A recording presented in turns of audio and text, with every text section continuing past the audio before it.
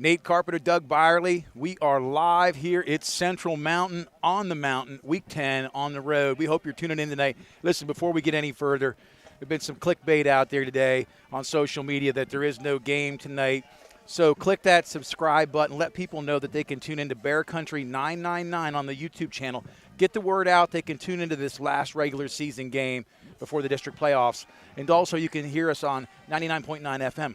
So, Doug, you guys went to Penwood a couple weeks ago. Last week we spent an incredible evening at Thompson Street. Scranton Prep came to town, and that was absolutely, really down to the wire, just an all-out great contest between two juggernauts. We're here at Central Mountain. They happen to be 0-9. Dogs have a few kids banged up. They're in the healing process. But what do you think about how we got here?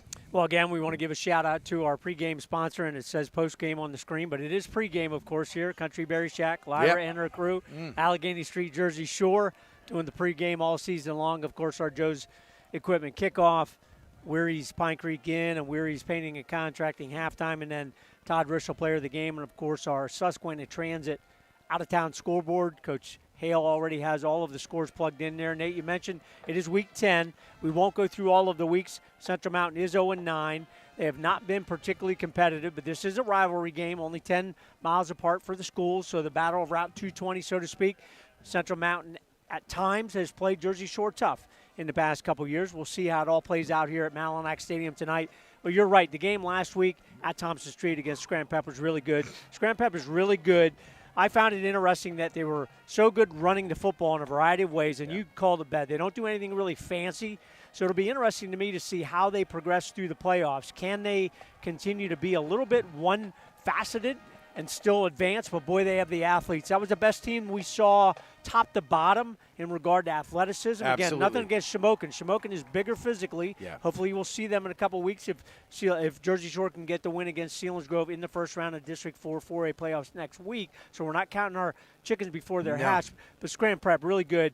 And Henry Hubler did a great article this week. It was great, yes. About the strength of schedule, and it really came true.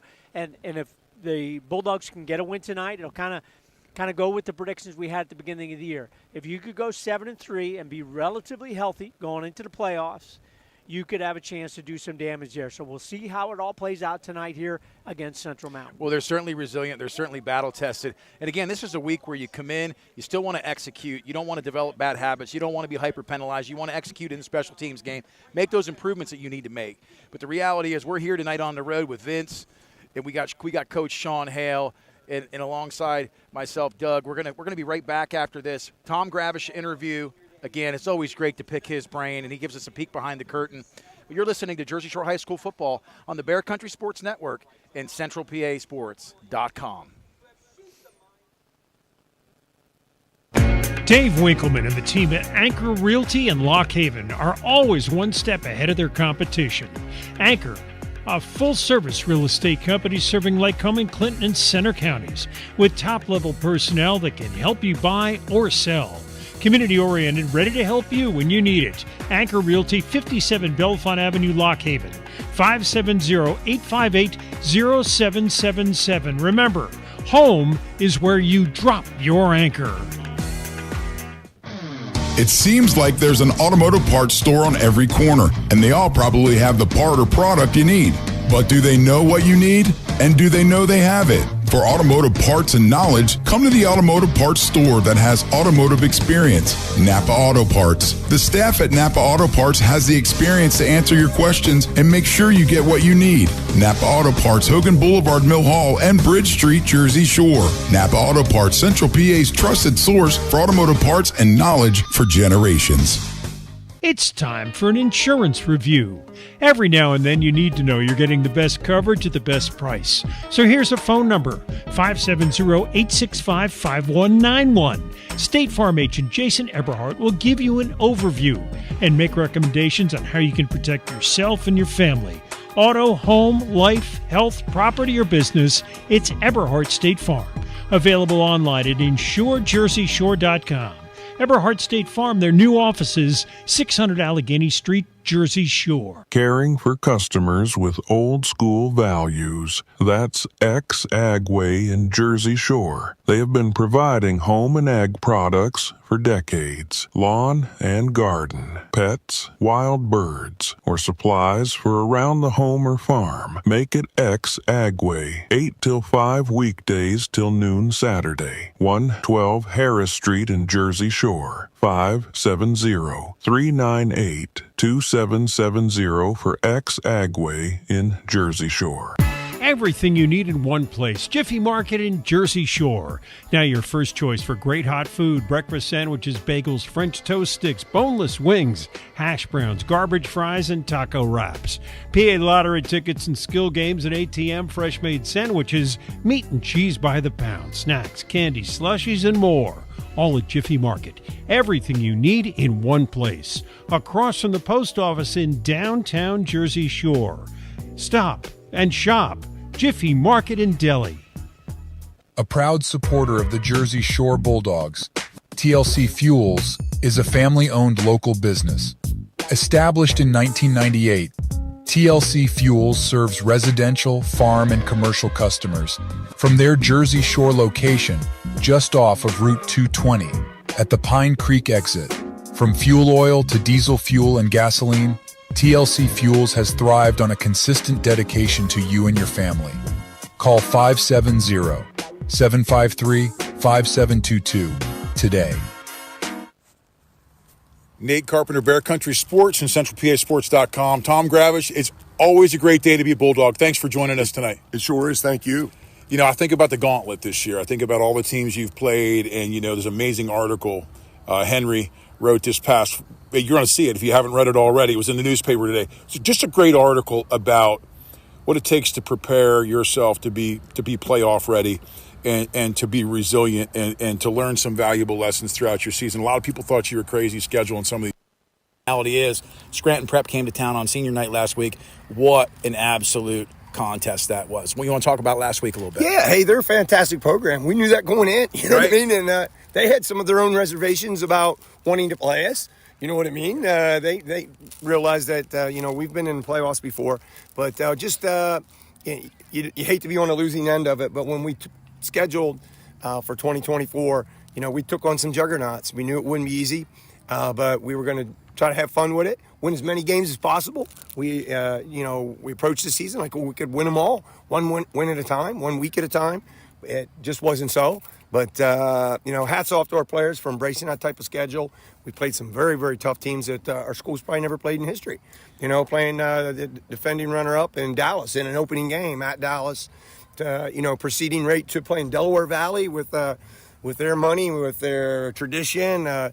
Then, to go against Selinsgrove, Shimokins. We knew Shamokin was a tough team all along. So, heck, and I've said our league was going to be a lot better, and it was this year. So, it's been a lot of fun. We have a chance to play Central Mountain tomorrow, and we look forward to that opportunity. Hey, they're an up-and-coming team. Central Mountain has great athletes. They're big-time winners in wrestling, baseball. Basketball has been tremendous. Some of those same kids are on this field that we're going against. So we usually do best when we take care of Jersey Shore Bulldogs. So that's been our approach all week. We need to sharpen up on the fundamentals, and we dictate how well we play. We have a lot of respect for Central Mountain and Coach Thompson and everything he's about and all his assistants. What a great game for our two local communities. We're like cousin communities. It's so fun to be able to go to all these different events in the off season.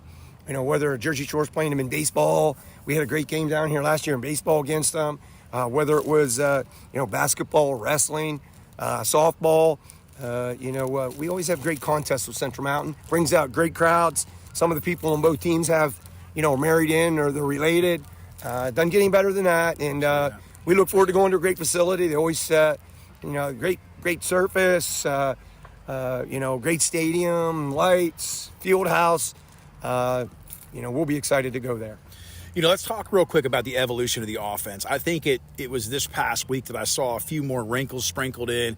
I know the playbook is more vast, but what did my heart good this past week is, I thought will they come out and try to stretch the field so that they can't just come up and bump the key and now screen, that kind of thing? And you guys went deep. One of your first routes, you're getting the right and left wing of your receivers involved, and you went down that first drive and you put 7 on the board. And I thought, man, Scranton Prep's come to town. But I think regardless of the scoreboard at the end, what does it take? I've always been intrigued by coaches and what they see, but like I noticed, like, for example, you guys faking the key or the now screen, just a little pump and then running the quarterback counter, or I don't know what you call it, but there's different wrinkles. And then like this last week, you had a couple of different looks. You've done some different things. And a lot of times it's just enough to freeze the backers. What does it take? Is it just as the season progresses, sometimes you don't want to reveal your whole hand, and then at some point in time you do when you have to? Or Well, we've had it, and a lot of it's personnel-based.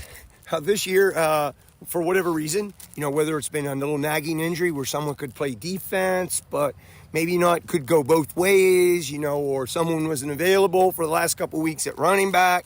We've never really totally hit our groove to where we want to be offensively. We got some of this, we got some of that. We feel a lot more comfortable like last week, and now heading this week with we feel our offense will be a little bit more whole to what we want to do in the coming weeks. And I think that's a good thing in the sense, obviously you don't want injuries, but Brody's going to come back healthy. You've got some kids, they're getting healthy at the right time. But like I said, key now, screen counter, or the fake toss counter, some different wrinkles based on personnel. But when you get the guys back, now you have the ability to do some unique things. Yeah, we think so. We're looking forward to it. Yeah. We're having fun at practice. We set some goals every Wednesday at practice. If you can get X amount of touchdowns, X amount of plays over 15 yards, hey, if you work that hard, we don't have penalties, then there's a chance for, no conditioning necessary at the end of practice, which we still run that fast tempo. In practice, we're conditioning with our own tempo. I always said running wasn't a sport, it was punishment. Right. But anyway, that's coming from somebody who never ran. But let's talk a little bit briefly, too, about the defense. 5-2 last week.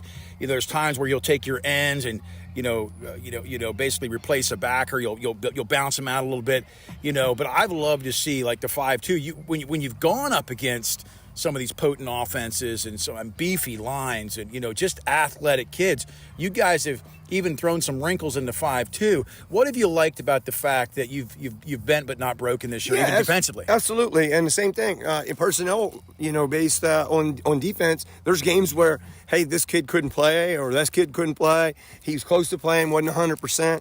We had to, shuffle the deck a little bit. You have Zeke Seacrest. Sometimes he's playing linebacker. Sometimes he's playing defensive end. We've had other people do that. And, I think the amount of people that we played, the different looks that Coach Jackson has showed, this offense, that offense, I think it prepares us, for, a week 11 game or 12. But to be honest with you, right now we're only worried about Central Mountain because Central Mountain's tough.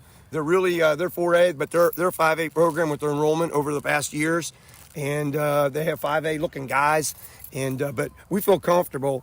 Part of playing these different teams, we see different offenses slightly, different takes, philosophies, blocking schemes, formations, alignments, and so I think we haven't really say, hey, 1 week we're playing this defense, 1 week we're playing this defense. It's our defense, but we have some flexibility within our own defense. And I think that's great because you have to do that, especially as you play stiffer competition at times, which you have the whole season.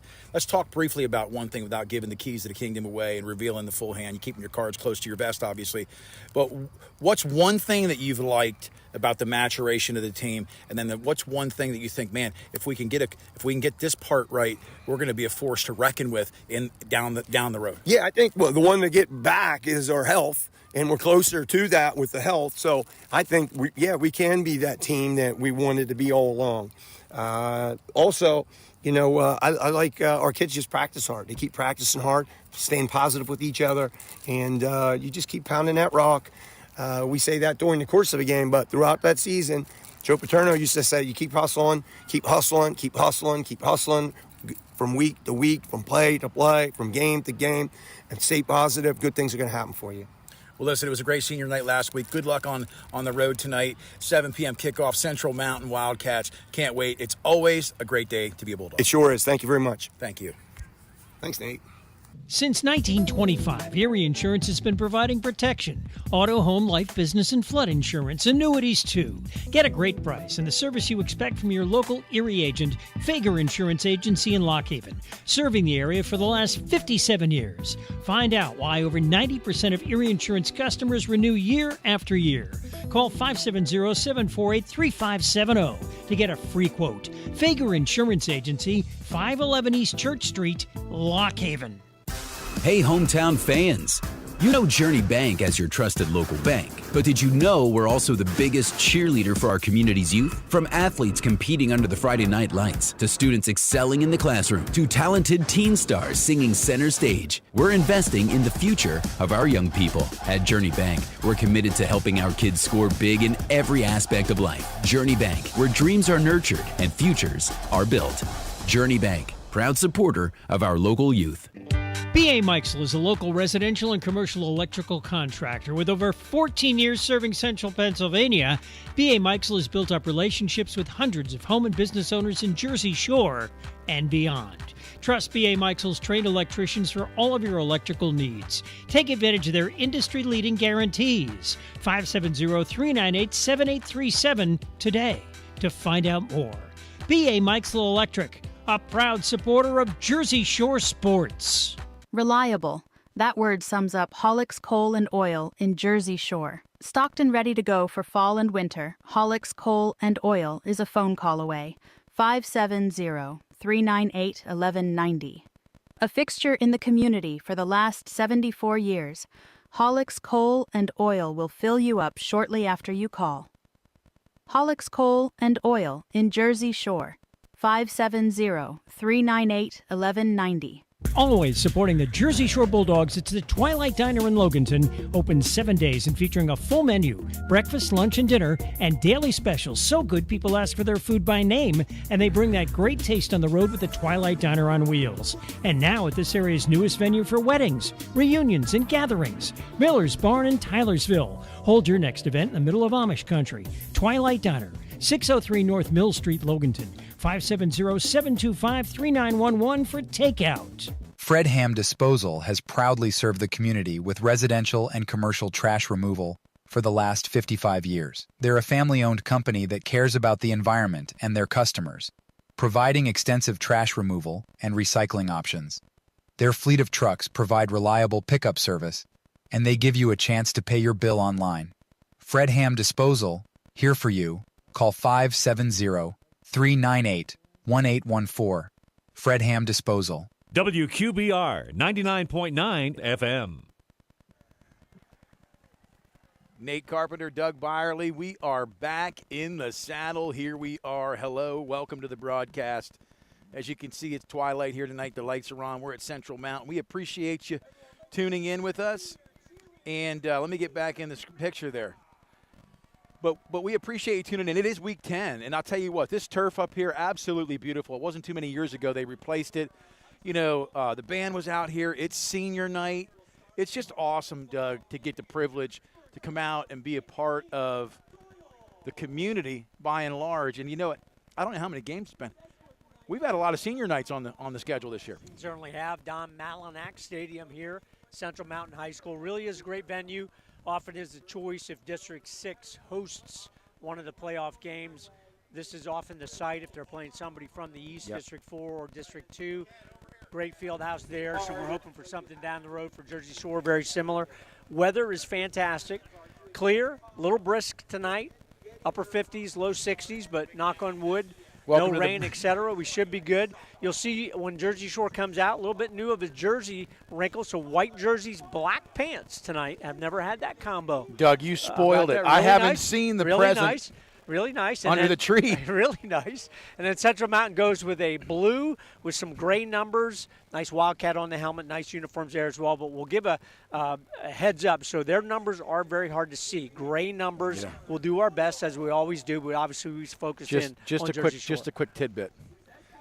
Tom Gravish buys socks by the truckload. He's going to laugh at this because he won't tune into this broadcast till the season's long gone and his winter gets cold and the fireplace is on. Trust me. But he buys the same socks for all the kids, encourages them to wear. He's not superstitious. He's just routine. He's got some things he likes to do. So the change of the jersey and the pants, I got to be honest, he's stepping outside the box tonight. Good. Well, Nate, you mentioned Central Mountain comes in at 0-9, and we will not go through their whole schedule. They played probably their closest ball game was against Williamsport. They played really well. Williamsport did score in them 36 points, but Central Mountain put 17 on the board. But it has been a struggle, particularly offensively, to get anything going. Isaiah Maldonado had to step in after Hunter Hoy got hurt. Hunter is a standout basketball guy, so they've sat him out. Hopefully he'll be healed and have a great winter basketball season. Isaiah is an athlete, but they have not been able to really get into any rhythm throwing the football. Jake Welch is a running back. Jake Weaver, is a running back for Central Mountain. Big guy. You'll see he's an athletic guy. He is the main threat for Central Mountain that Jersey Shore has to walk up tonight.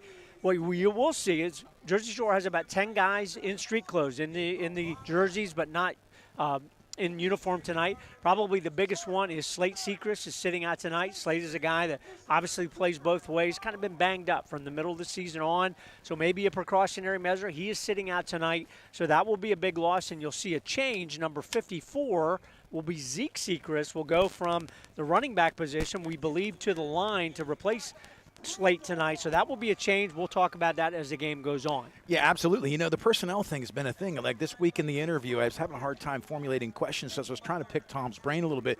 But he said, you know, even the wrinkles, the faking the screens to the flats and coming back with the quarterback counter, the fake toss coming back with the quarterback counter, which we look at as different wrinkles. He said, Nate, we were down Brody Herr. We know, and Bo Sechrist did a really nice job the last couple weeks running the football. Actually, the ground and pound has been more effective since the Hollidaysburg game. And the reality is when you have limited personnel and you're missing certain pieces, you go with what works. But I think in the long-term scheme of things, those wrinkles help you. If you're going to be single back with Bo and you spell Brody Herr, that's just one more wrinkle you have in the playbook. Well, Bo Sechrist had a career high 121 yards last week and 1 touchdown. So the running game has certainly been much more effective. We'll see what Jersey Shore and the coaching staff focuses on tonight against a rival, Central Mountain Wildcats, with the hope to go 7-3 leading into the playoffs next week at home back in Thompson Street Stadium. Yeah, we've got a lot more to talk about, offense, defense, the sets, and, you know, where Tom Gravish and these guys go. You know, tonight he's thinking we're 0-0, we're coming in tonight, we want to win. We want to get guys rested up for the district playoffs next week. But we're going to come back, talk more about Keys to the Kingdom. You're listening to Jersey Shore High School football on the Bear Country Sports Network and CentralPASports.com. Get ready to hit the road with these great trips this fall through Susquehanna Trailways. Every October Saturday, ride the Pine Creek Trail to and from Wellsboro. November 6th, a trip to Tioga Downs Casino. To King of Prussia Mall November 10th, the American Music Theater on the 19th, and the Macy's Thanksgiving Day Parade November 28th. Call Susquehanna Trailways 570-322-5361 Monday through Friday between 8 and 4. Check the Susquehanna Trailways Facebook page and website for more information. It seems like the cost of everything is on the rise, but Erie Insurance can help make sure your auto insurance premium isn't one of them. Avoid rate increases with Erie Rate Lock. Even if you have a claim, your rates won't go up until you change a car, driver, or address. Your local Erie agent is Brigandy, Gleghorn, and Hafley. Get a quote today. Erie Rate Lock is not available in all states. Other conditions and limitations at erieinsurance.com. Go to erieinsurance.com for company licensure and product details. Time for Corn Maze fun. The Pine Creek Seed Farm Corn Maze now open weekends through November 3rd. It's the Moonshine Fest this weekend. Every Friday is Glow Night. Hear and watch Jersey Shore and Montoursville football on the big screen. Enjoy the Tussey Mountain Moonshiners on stage Saturday afternoon and axe throwing all weekend. Sundays, it's themed trivia. Bulk of your entry fee this week goes to a local nonprofit organization. Corn Maze Weekends, Pine Creek Seed Farm, 33 Seeds Lane, just off the Pine Creek exit of Route 220. Your destination for Kubota is Daughter Equipment, just south of Mill Hall on Route 64. Soon the cool down will begin and fall chores will be the order of the day. Daugherty Equipment knows that and has a fantastic selection of Kubotas in stock to handle everything from mowing grass to pushing snow. Kubota has the best quality equipment from tractors of all sizes, side-by-sides, track hose, skid steer loaders, and even farm equipment. For everything from Kubota, visit Daugherty Equipment, just south of Mill Hall on Route 64. Now is the time to reserve space for your pup at Sweet Dreams Pet Resort on Sunrise Lane in Mill Hall for this fall and winter. Individual indoor suites for your best friend featuring raised dog beds, grooming on site, air conditioning, radiant heat, and outdoor playground. Take advantage of weekday doggy daycare 570-377-0340. Fully licensed and insured, fully staffed on-site security at all times. Online at sweetdreamspetresort.com. Find us on Facebook, Sweet Dreams, where we treat your dog like family. Did you know you can get your prescriptions for less at your local pharmacy?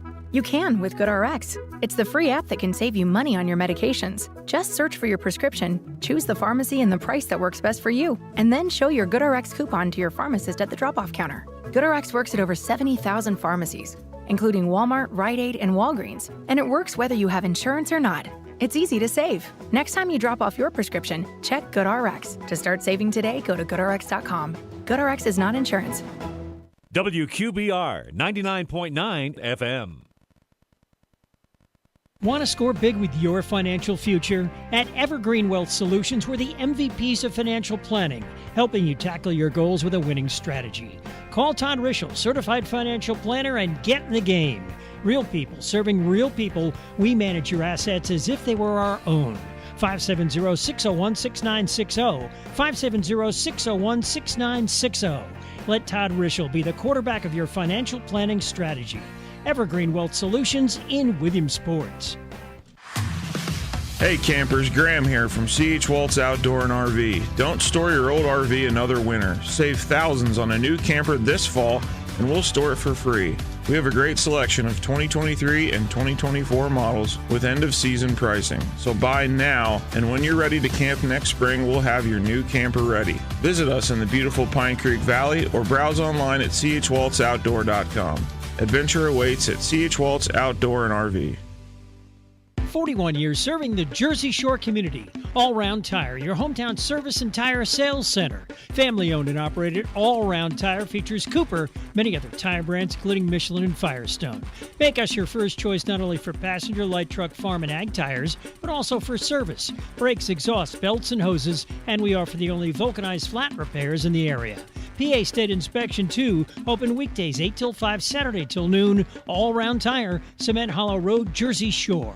Starting September 2nd, Blaze Alexander Kia will begin an extensive remodel. This is a major project. We will be losing a great deal of lot space as the project will be fenced in. Kia has given us extra incentives to help us move inventory. This is not a sales pitch. I have over 180 new and pre-owned vehicles in stock, and I'll only have display space for approximately 60 vehicles. Let our problem be your solution. The improvements will make it all worthwhile. Alexander Kia, 933 Broad Street, Montoursville, taking the deals the other guys definitely don't want.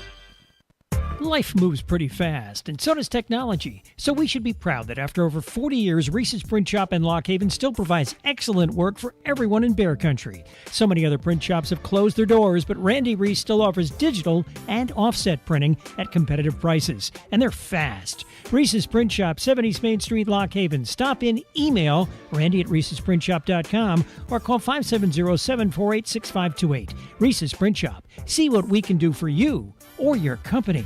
Your local area insurance agency is McMahon, Ferguson & Associates. They handle your home, auto, commercial, and life insurance needs. Let's talk life insurance. If something happened to you, would your family be prepared? Let McMahon, Ferguson & Associates craft the perfect Erie life insurance policy for you. Call 570-398-4090 or visit 1020 Allegheny Street, Jersey Shore. Your local Erie insurance agency is McMahon, Ferguson & Associates. WQBR 99.9 FM. Nate Carpenter, Doug Byerly at senior night, Doug, and they got a lot of seniors between cheerleaders and football players. There seems to be a great number of people on this field right now. But let's talk a little bit more about Jersey Shore and, you know, some of the things. First of all, I don't know if you want to mention a couple more sponsors. Let's get them in. Yep, definitely. Pregame again brought to you by Country Berry Shack. Go see Lyra and her crew, 521 Allegheny Street, Jersey Shore. Kickoffs Coming up here in just a couple minutes, Joe's Equipment all season long cement drive, Jersey Shore, halftime, Weary's Pine Creek Inn, Weary's Painting and Contracting, the out-of-town scoreboard, Susquehanna Trailways. Give them a call, 570-322-5361. Get on the bus with Susquehanna Trailways. And then our play of the game brought to you by Todd Rissell and Evergreen Wealth Solutions. Give them a call, 570-601-6960. Of course, we talk about that mostly in the second half. Thanks to Todd and his crew for sponsoring that player of the game all season long. You know, I was thinking this year about Jersey Shore offensively. When your identity, when what really makes you effective is the tempo and the sequence of rhythm that you get into. When you talk about that game last week, Scranton Prep, that first score was like a hot knife through butter. I mean, yeah, Scranton comes, 2 hours. They get off that bus, they warm up like they normally do. And, Jersey Shore really just had that dominant first series, but penalty-free, and they're able to get tempo.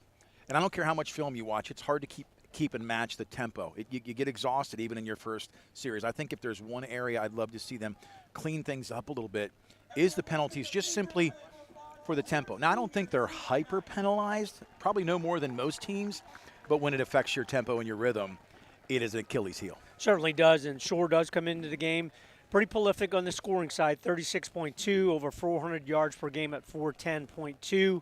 They've won 12 straight in this series against Central Mountain and really have had some guys step up. Evan Snyder is within 85 yards of 1,000 yards receiving. Paul Hale's also in the top 5 in the region. Bo Sechrist, we talked about earlier, has scored in 5 straight games, had a career-high 121 yards on the ground last week. Really solid. Quarterback Elijah Jordan is within 160 yards or so of 2,000 throwing the football. He would join his brother Brady as being the only 2,000-yard passers in recent memory of Jersey Shore. I'm not sure all time. So the offense from Nate, as you talked about, has really, really been good. We'll see if they can keep it on track tonight. Yeah, and a lot of it has been just finding their identity. And we're going to pause for commercial. We'll be right back after this. So much more to come your way at Central Mountain tonight. You're listening to Jersey Shore High School football on the Bear Country Sports Network and CentralPASports.com. Pluto TV is a place for movie fans like me. And TV fans like me. They've got something for everyone, and it's free. I love free, and I love Jersey Shore. For me, it's The Godfather. SpongeBob SquarePants. I am Patrick. Patrick is me. Oh, Forrest Gump, come on. Criminal Minds, solving crime after bedtime. Whatever you love to watch, Pluto TV makes it easy with thousands of free movies and shows. Pluto TV. Stream now, pay never. I'm at a smoothie bar asking people if they'd switch smoothies with me for $574. Oh, I'll switch. So what about $574 if you switch your home insurance to Allstate? That's a headache. Nope, it's painless. Oh, so it's easy money. Yep, check Allstate first and you could save hundreds on quality home insurance today. You're in good hands with Allstate. Not available in every state. Based on the national average annual savings for new home insurance customers surveyed in 2023 who switched to Allstate and reported savings. Savings vary. Get in zone, AutoZone. Welcome to AutoZone. What are you working on today? Sounds like wipers. If your wipers are streaking, skipping, chattering, or even worse, loud, you need to visit AutoZone and get some fresh new blades. We've got basic wipers to get you back on the road, as well as premium blades from Bosch and Rain-X. So if you're hearing this, just head to your nearest AutoZone or AutoZone. Get in zone, AutoZone. Imagine your team always looking and feeling their best in high-performance technical workwear. Cintas can make it happen. They have garments for almost every job imaginable. And with the Cintas Workwear program, you get freshly laundered garments delivered every week for everyone on your team. Great garments without the bother of laundry. That's a real perk for employees. Find out how Cintas can boost team image and morale. Visit Cintas.com. Oh, I'm ready! And get ready for the workday.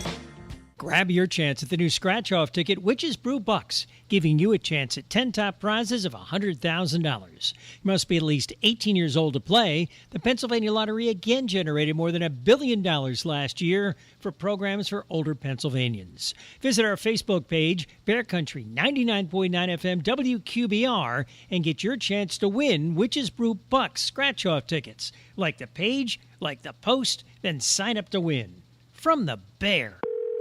Thanks for calling Discover. This is Diego. Hi, Diego. It's Jennifer Coolidge. I just want to say your cashback match makes me feel so special. It really inspired me. That's great. Doubling the cash back you've earned at the end of your first year is what we do. Well, I'm doubling everything now. Double dating, double dipping, double feature, double header, double whammy. Basically double or nothing. You earn, we match. Discover Cashback Match. See terms at discover.com/creditcard.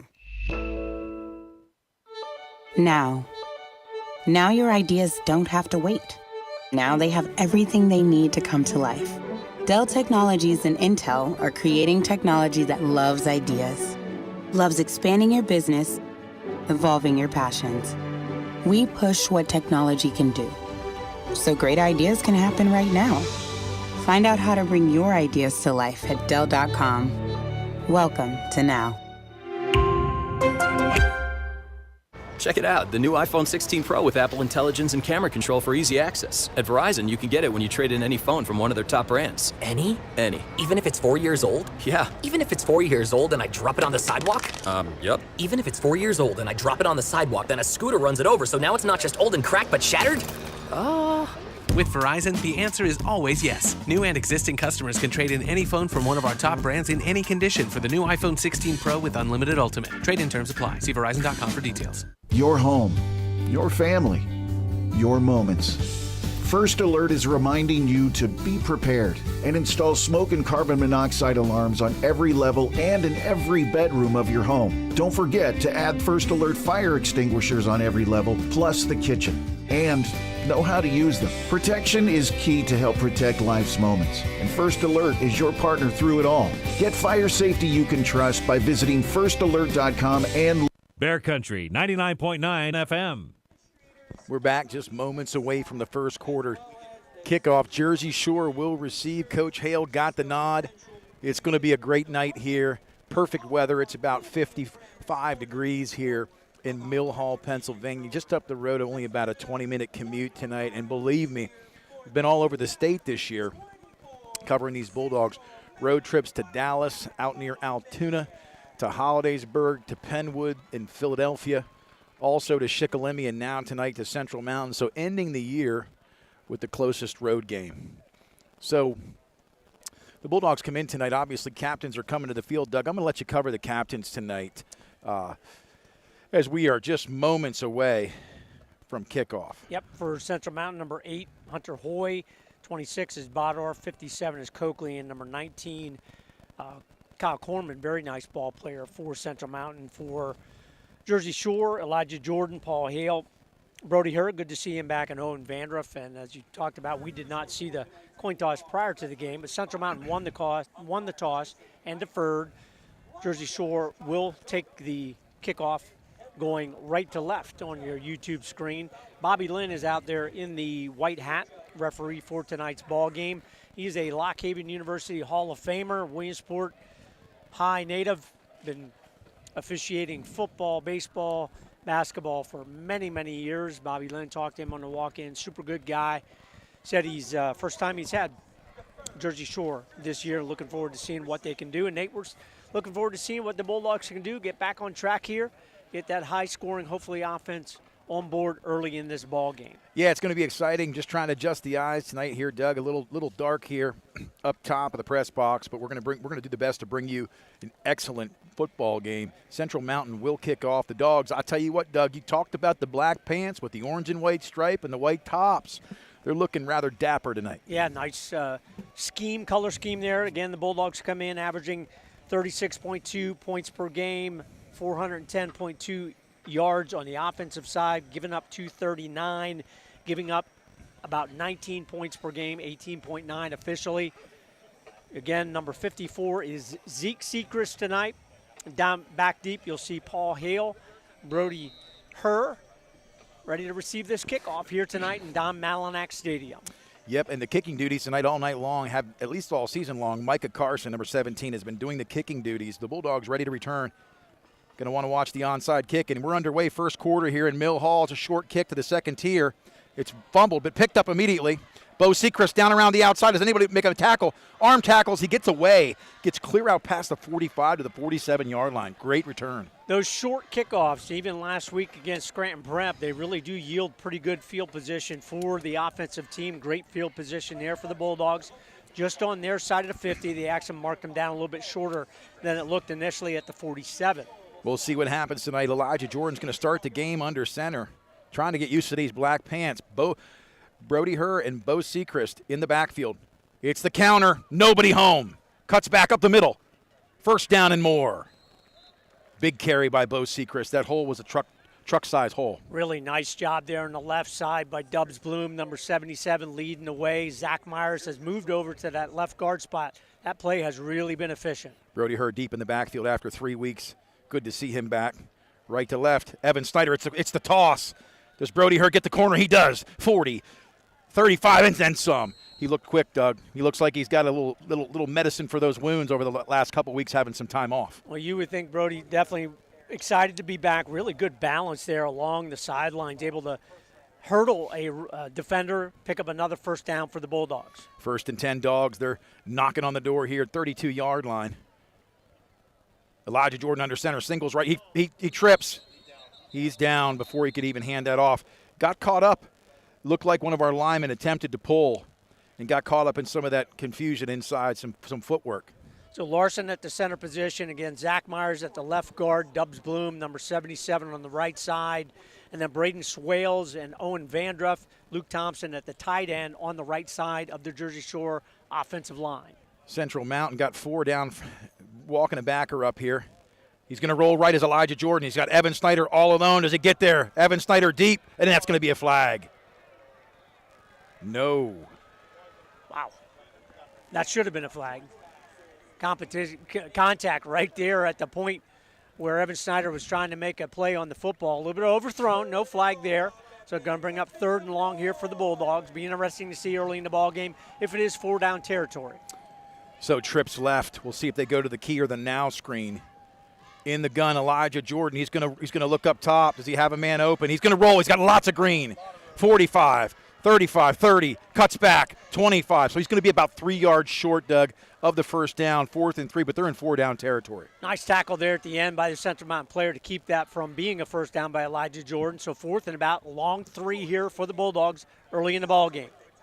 The Dogs 10.5 to go first quarter. Elijah Jordan in the gun, and see if they run this ball. They're going to go immediately to the screen to the outside. Paul Hale cuts back, makes a nice cut. He gets a block. Dubs Bloom down the field, makes a block. 5, touchdown.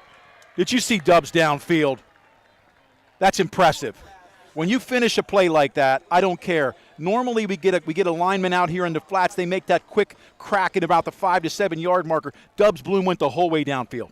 Oh, that's really impressive because Dubs Bloom is 6'6", 350, getting down the field. Really has improved as a player this year in the offensive line for the Bulldogs. Nice play, touchdown, Paul Hale. Snap is back, hold is down. Brody Herr is back, and it's up. It's a line drive. Does it go through? And it is, just inside the left upright. Let's go back to that touchdown. You know, Brody Herr on that first drive looked like he had his legs back under him. You know, he's had 2.5 weeks off basically since Hollidaysburg for an incident out in Altoona. And, you know, it's his senior year. He's going to come back hungry. At least he's getting some good reps tonight. But, hey, it was a 4th and 3, and the Dogs needed to convert. And if Paul Hale doesn't cut that back in, he made the right move. Normally we say keep that outside. But they had contained it outside, pushed him back in, and then Dubs Bloom did the rest, got that one shield block. Very good adjustment there by Central Mountain to force Paul Hale to read that properly. And you've seen the Jersey Shore receivers become much more adept at that as the season goes on, because the initial thought, Nate, is I'm going to run to the outside. And they did that early in the year, but as teams have adjusted, the lane is open to the middle. So Paul Hale completes that early on here, 10-19 to go here, first quarter. Bulldogs score on their first offensive drive, just the way they want to start the ball game. It was beautiful. And, you know, when we talk about everybody wants to compare. The Dogs have been so successful for 10-plus years under Tom Gravers. Everybody wants to compare this year's team to past teams and past years. But I don't know if we've ever been explosive like this in the screen game. Evan Snyder going to do the kicking off. And this is deeper. He's starting to get his leg down to the 11-yard line. 20, 25. Boom, met by Malk, but he's still churning his legs. Good return on that. We'll get a number for you here. Kickoff brought to you by Joe's Equipment. All season long, go see Erin and her staff. Steel products, service, parts, whatever you need. Cement Drive, Jersey Shore, or Joe's Equipment Kickoff.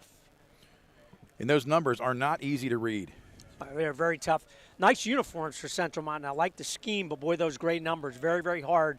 So, again, we apologize for that. We'll probably talk more in generalities than specific players, although Maldonado in the shotgun. Left defensive end is in number 54. That's Zeke Sechrist. Handoff up the middle. Bounces at the outside. Nothing there. Bo Sechrist in on the initial action for what's going to look like to be. Well, they're going to give him forward progress. So back to nearly the line of scrimmage. So, again, you'll see some different numbers. Number 54, Zeke Sechrist there. Landon Rea back at one of the tackles, taking the place of Slate Sechrist. Talon Lope in there as well. Coach Orden Vandrift has kind of anchored that all season long. And then Luke Thompson on the right defensive end side for the Bulldog in the 5-2. Paul Hale and Evan Snyder at cornerbacks. In the shotgun right now is Central Mountain. The Wildcats shifting alignment to the right side. He's going to roll. Quick toss to the right. Cutback. Nice cutback there. Back to the line of scrimmage. Maybe a pickup of one, but tackled by a host of Bulldogs on that play. Initial tackle made by Bo Sechrist again. Great lateral movement from that right backer position all the way out to the left. So I believe that's Jake Weaver, number 8. He was not number 8 in the initial program, but I think that's him running the football. He's been pretty consistent for Central Mountain here the second half of the season. He actually did not start the year, came out with about 3 games into the season, but he's been their most consistent threat on the ground the second half of the year. So in the shotgun again, Central Mountain, single back to the right, jumbo left, twins left, right to left motion. He's going to go up to the top, batted down. Again, that's Thompson, I believe, on the play for the Bulldogs, number 10. Luke Thompson, the junior, tight end, DN, 6', 200. Just gets those hands up. Boy, they teach that well here at Shore. Thompson really has become a solid guy. Really started to play kind of mid-season last year, but he has really become a steady guy. End of that. Nice play there to knock that one away. Snyder and Brody Hurd deep to take this punt. Kick us away. Blocked! It's blocked by Zeke Sechrist. Gets in there, and he's hurt because he got hit in the breadbasket. That's a heck of a play. They one-on-one there. The only man who really rushed from the outside, Zeke Sechrist. I think he likes that number 54. Well, coming in from the edge for the block. 54, Zeke Sechrist gets in there, and he loved to play. He didn't like the back end of it, but he's going to be fine on the sideline. Jackie George will tend to him, and he'll get back in the game. Elijah Jordan rolls right. Does he have a man sitting down in the flats? Evan Snyder nearly makes the catch. Just a little high and outside, in and out of the hands. But, boy, I'll tell you what, Elijah had some mustard on that one. Well, again, Elijah is within about 160 yards passing to go over 2,000. Evan Snyder as well needs about 85 yards to go over 1,000 receiving yards. So certainly some marks that they're looking for here in game number 10. Watch the sit and go. He got some clearance there. We'll see if they just roll Elijah out to the right and see if he can use his feet. Counter, left side, up the middle. Brody Herr, patient. Nice cutback there to the right side. Brody Herr picks up about 7. Really nice cutback right in the hole. Read what was in front of him. Brody Herr, good to see. Patience in the running game. Always yields results. Picked up 7, 3rd and 3. Single back to his right. That's Brody Herr getting some action. Trips right. He's going to roll right. They're going to run the option. Pitch containment. Elijah said, I got it. He keeps it down inside. He doesn't go down. He takes a licking and keeps on ticking, but he's inside the 5. I'll tell you what, that's what Scranton Prep talked. The coach at the end of that game was on PA Football News, talked about, you can watch all the film you want, but there's the Elijah Jordan factor of he does break some ankles. Oh, he's hard to bring down when he gets at full speed. Really made a nice move there to bring up 1st and goal. Elijah in the gun, single back left. It's right up the middle and nobody home. Brody Herr over the top. Touchdown Bulldogs. And we talked about it, Doug. Could get out of hand early, but really you still got to execute. And, we talked about Central Mountain keeping Williamsport pretty close and Hollidaysburg and, some of these teams they've played. You got to come out and you got to play the game. You can't take week 10 off. Got to execute well, work on some things. Scoring early in the ball game is always the key. Keep that pace. Brody here on for the PAT. Snaps back, hold us down, kick us up. It's blocked. And that's one thing, obviously Brody hasn't kicked in a while, but getting some air under that. We talk about the height factor in, those PATs become valuable, or I should say invaluable in the latter half of the season. So number 44 with the block, we do not have him because I looked him up earlier on the roster. Do not have him on either roster that we have for Central Mountain, so we apologize for that. But a nice block there on the PAT. But the Bulldogs still score, second consecutive drive, 13-0, 7:56 to go here, first quarter. Nice start here for the Bulldogs on the road at Central Mountain. And we thank you for tuning in, and we really appreciate your viewership tonight. Hit that subscribe button. Tell your friends at home, wherever you're viewing in from nation to nation. We've had people abroad over on naval and military bases this year. Thank you for your service. But we've had you guys tuning in from all over the globe.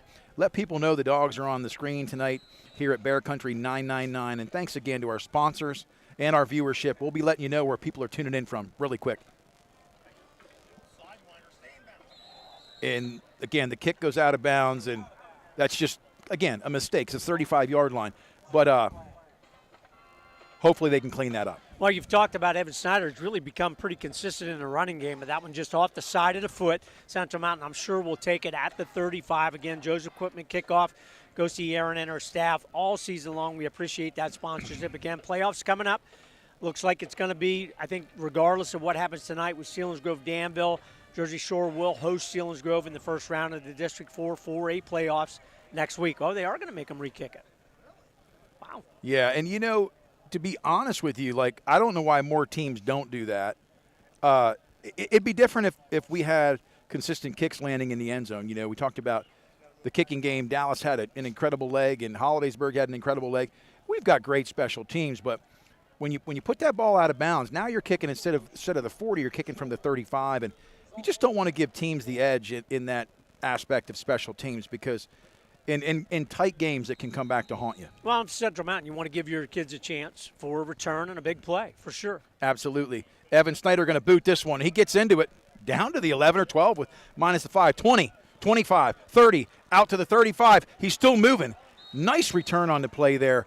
The Central Mountain Wildcats, they're not going to lay down. That's number 24 on the return. That's Dalton McDermott, the junior, 5'8", 180. And we saw in the pregame, Central Mountain had, if I counted correctly, 12 senior football players being recognized before tonight's ball game on senior night. So a nice senior class here for Central Mountain. They're going to continue to play hard. They would love to get the big upset here tonight and go out with a win. Wildcats, Maldonado in the gun, number 4. Single back right to left goes number 26. Bodorf, hands off, outside, met immediately. And I'll tell you, Bo Sechrist came up and just laid the boom. Well, Bo Sechrist has led the way really since last season. He leads the team with 10.7 tackles per game, just really consistent double-digit tackles. And you saw the intuition there, Nate. He sees it, full speed, goes up, makes a hard tackle for a loss on that play.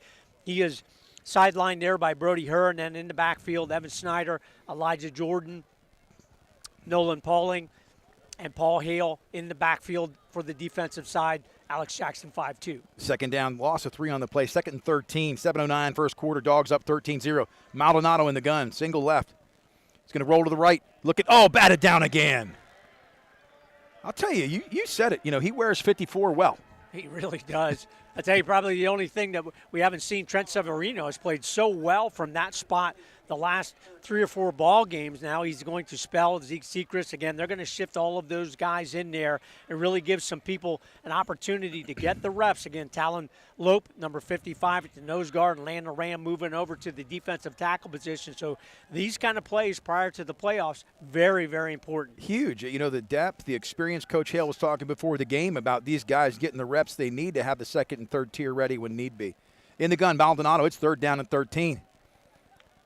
Twins left. He's going to look to the flats. He's going to look up top. He's going to go deep. Wide open, but outside. So again, that ball just seemed to hang in the air in eternity, almost like a punt that was turned over. Ended up about 5 yards out of bounds. So the Bulldogs hold, bringing up fourth down, and Zeke Sechrist had the block on the last one. We'll see if they bring pressure. Really nice job there by Paul Hale to use the sidelines to be in a kind of an extra defender, kind of forced the receiver over to the sidelines and then eventually out of bounds. Evan Snyder back deep. Receive this punt here from Central Mountain. 11 yards deep, comes up, nearly get there. It's going to be low. It's going to be out of bounds around the 36-yard line. We'll see where the official marches this one off. A little bit of a jailbreak there for Jersey Shore up front. Really came after the punt there, forced that low line drive. Nate called that perfectly, right out of bounds at the 36. Bulldogs take over their third offensive possession here in quarter number 1. Have scored twice. Certainly would love to put together enough drive or a dynamic play here. Get it on the scoreboard again early. You know, it's something wrong when I can see it roll out of bounds at the 36, but I can't read the jerseys, Doug. Anyway, under center this time. It's going to be the pro I formation. Single right, single left. Elijah Jordan Dogs. 1st and 10. Up back, fullback pop, and he's through the second tier. Boy, I'll tell you what. Bo Sechrist got some experience the last couple weeks. Touched the ball a little more in the backfield. Now Brody Herr back. Excellent. Brody certainly adds to that sprint, and when you have two guys with Bo Sechrist and Brody Herr in the backfield, you can be effective. 2nd and 2. Elijah can hand off, fullback pop again. 1st down. They're going to move the sticks. The Dogs are marching. You know, we talked about it. Central Mountain has some guys up front that are pretty impressive on the size meter. Devin Rhodes, 6'1", 325, number 56. That's as big as it gets. Near midfield, right to left goes Evan Snyder. It's the jet sweep. He cuts it back up the middle. They're there, but nobody tackles. He's down 40, cuts back again. He's gonna run inside. He might go. Just trying to rip, and you know he's feisty. We saw a couple of those big plays this year where he just will shed. He kind of does the whirly bird. We talked about the Tasmanian Devil. He really does that probably as well as anybody on the Bulldog team, able to do that move at full speed. Nice 1st down there. 35-yard line. Elijah Jordan under center. They're going fast. It's the counter. Dragon tacklers. That time they were where they needed to be. Central Mountain defensively. They read it, but they still gave up 4 or 5. Yeah, pretty nice push again up front there. That left side of the line, Zach Myers and Dubs Bloom really doing a nice job leading the way. It's going to be 2nd and 5. Under center, pro I formation. They're going to go. It's right to the flats. Evan Snyder, did he make a man miss? Stiff arms a guy. Down, he's still going. He still makes a man miss. 15, 10, 5. Oh, wow, does he run hard. That's unbelievable. He really does. I mean, every time you watch it, just puts a smile on your face. He does not give up. He really runs hard, put the spin move on, and then power at the end. Another 1st down, 1st and goal, Bulldogs. Big pickup there for the 1st down inside the red zone. Under center, Elijah Jordan, pro I. Fullback pop. It's Bo Sechrist. Does he get there? Down to the 1.5. Good push up there inside by Mason Larson, Zach Myers, and on the right side, Braden Swales leading the way for the Bulldogs. 2nd and goal from the 1. It's going to be. We'll see what they do. They're staying with the pro I. The pop and the tailback has worked. Up the middle, it's Bo Sechrist. He gets in. Well, there they finally touchdown. They finally called it. I thought he swam in there a little bit back with the football. They were looking for the plane. But again, that's a big drive for the Bulldogs, and Central Mountain doesn't have an answer. 4:44 here, 1st quarter. Bulldogs, 3 offensive drives, 3 consecutive touchdowns. We'll see if Brody Herr can convert here on the PAT to bring this one to an even 2-0. Snap is back, hold is down. This kick is up, and again, it's just slow. So the reality is, you know, they're going to have to work on that because I don't think it's a snap thing at this point. And when you're not getting it above the line with their hands raised, there wasn't a whole lot of penetration there.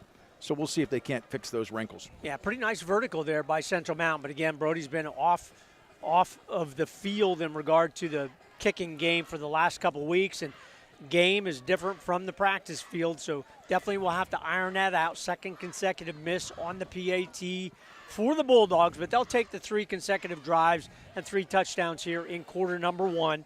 Again, Central Mountain really has struggled to score all season long, averaging only 8.9 points per game. Only 184.3 yards per game. They've been giving up 48 points per game. So they really all season long, week 1 to week 10, have not have an answer, particularly on the offensive side. It's a deeper, higher kick from Evan Snyder, down to the 10 this time, 15-20. Central Mountain brings it out to almost the 30. No tackle made. They're going to stand him up. We'll see.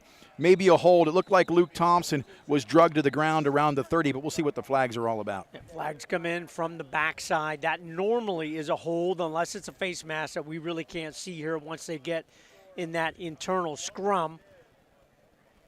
So Bobby Lynn leading the refereeing crew tonight, normally from that Susquehanna chapter, yes, and that is a hold against Central Mountain. I'm sure Coach Gravish will take that penalty to pin the Wildcats a little bit deeper into their own territory, see what Isaiah Maldonado from that quarterback position can do.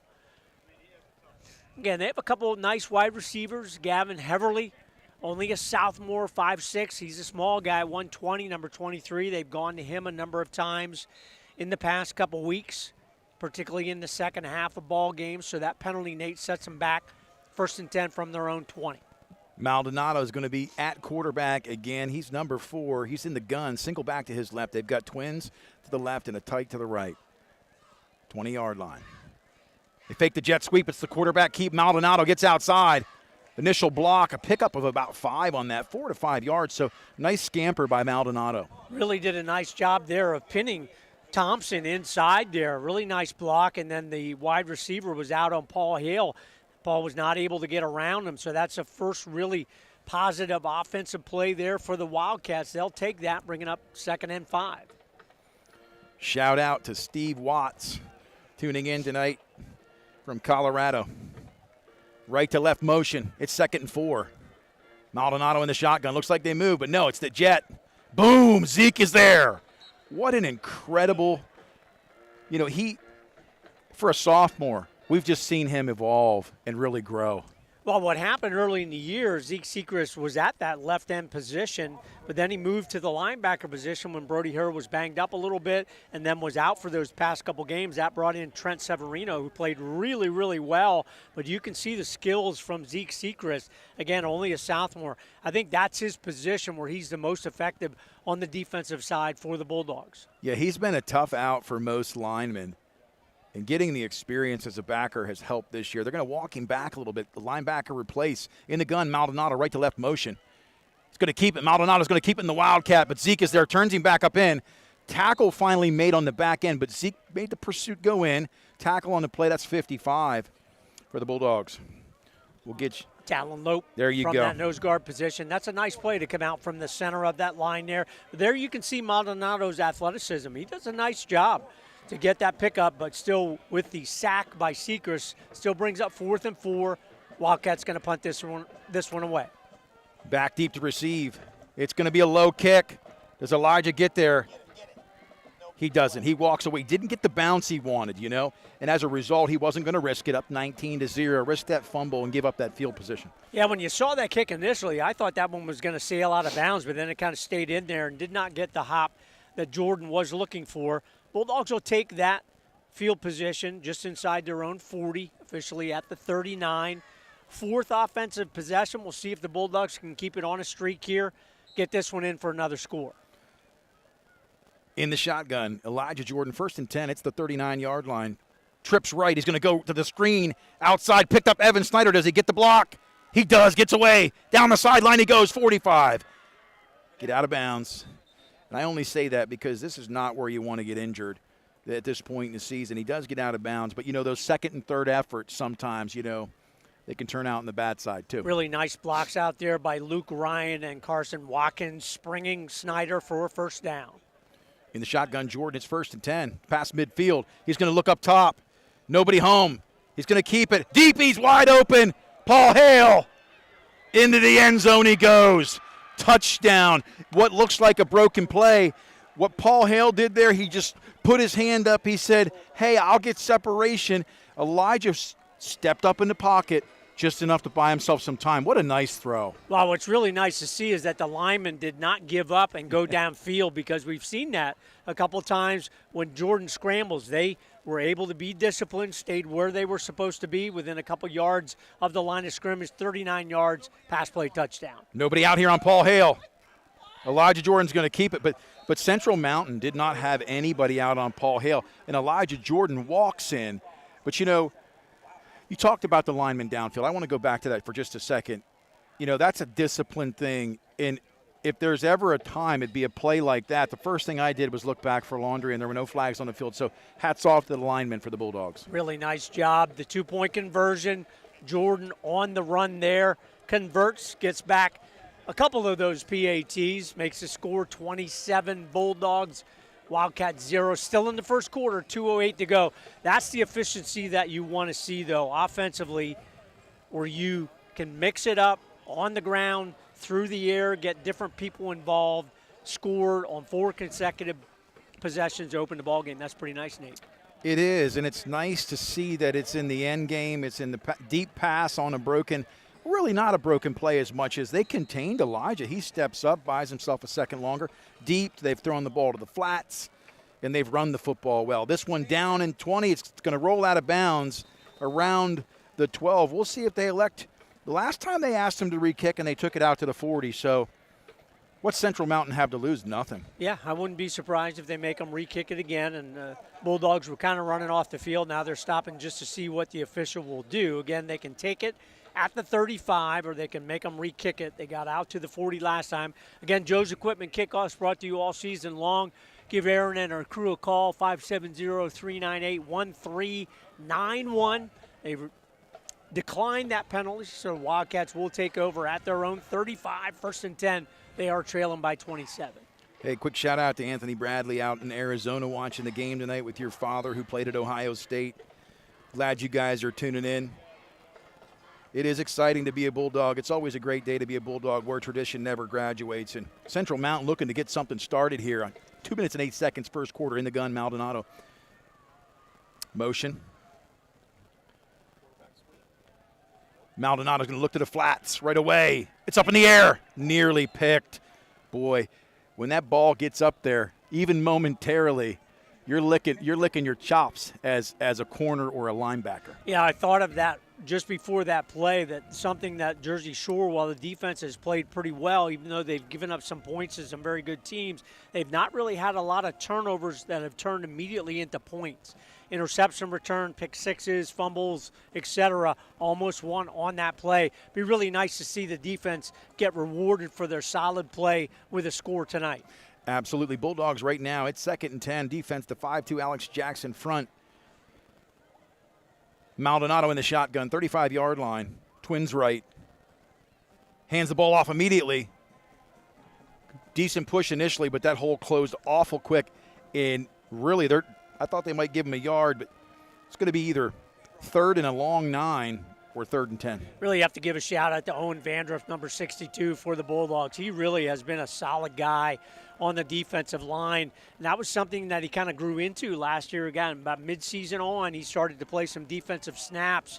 He really has been probably the most solid defensive line player game 1 to game 10 here this season so far. And I saw him leaving practice last night, pregame, and he looks like a football player without his gear on.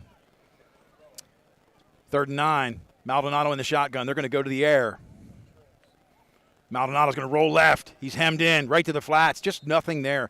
Hey, we got Malk in the game. I just noticed that first time in the secondary, getting some reps tonight. Talon Malk, he's back after a foot fracture. So it's been great to see him on special teams, but now getting some reps in the secondary. Oh, it's excellent. I mean, he's a guy that can really be a contributor for Jersey Shore. He's got the quickness, and as a senior, has enough experience where he can be a solid guy. Really nice to see Talon kind of rounding into form here against Snyder and Jordan Deep. Kick is away. Oh, Bo Sechrist tried to get there. Does Elijah pick this one up? No. Out of bounds. He does. Keeps it in. Oh, no, got a block. He could be gone. He's got a wall. 50, 45, 40. Does he get a block? Down the sideline he goes. Out of bounds. Inside the 25. I thought he might have stepped out over here. He was tiptoeing the sideline. I do not know how he stayed in bounds. I thought he's out by a yard, but the official was right there, so he certainly did not miss that. Elijah Jordan turns that into an electric return deep into Wildcat territory, so the special teams respond for the Bulldogs, setting them up here 1st and 10. 1st and 10, Elijah Jordan in the shotgun. 2 backs. He's got her and Sechrist. It's going to run the option. Pitches it to her. Gets a block. Down the sideline, 15, 10. Out of bounds around the 7. On that return, Doug, every one of us up here said, get out of bounds, don't touch it. But what do we know? Nice option there from Brody Herr. Central Mountain did a nice job making the Bulldogs pitch that one real early, but boy, they had the nice blocks on the edge to seal it. 1st and goal. Jordan in the gun. It's 1st and goal from the 9. He's going to hand this off. No, he's going to run the option again. He's just going to keep it. Nobody home. Inside the 5, cuts back. Down inside the 2. Normally the pursuit meets you closer to the line and you have to make a decision. And right now, Elijah's keeping it and really saying, hey, at this point, if it's going to take that long to get to us, I'm just going to run. Touchdown saving tackle there by Jake Weaver, number 2. Inside the 2, inside marches into the end zone. Bo Sechrist. Now, we talked about this. We realized that Central Mountain, has had a long year. But they've had a long season. But the reality is we haven't had 2 fresh pairs of legs in the backfield for quite some time, and it's refreshing to see her and Sechrist back there tonight. That's a good duo for the Bulldogs when you add Elijah Jordan, who can do what he can do from the quarterback position. Twins left. They're going to go for 2 again. It's immediately up the middle, and Brody Herr just walks in. Olay. It's like a matador to the bull. That whole, I've noticed this year, if there's ever been a season where when it's not there off tackle, I'm going to go off center. Yeah, I've done a much better job, have the running backs for the Bulldogs kind of reading what to do right when they get to or in the hole. Nice cut there by Brody here. And that 2-point conversion is important in the scope of the ball game in that it gets you to 35, gets you to the mercy rule, again, at halftime, if they can keep it at halftime, because then the clock just runs, and no matter if they score again, the Bulldogs, you're up. You're going to be substituting a lot of people in. You'll see Nolan Pauling take over at quarterback from the freshman position. And that's what you want here the last game of the season, be able to get at least a half where most, if not all of your starters, get some rest for a tough game coming up here, first round of the playoffs at home against Selinsgrove.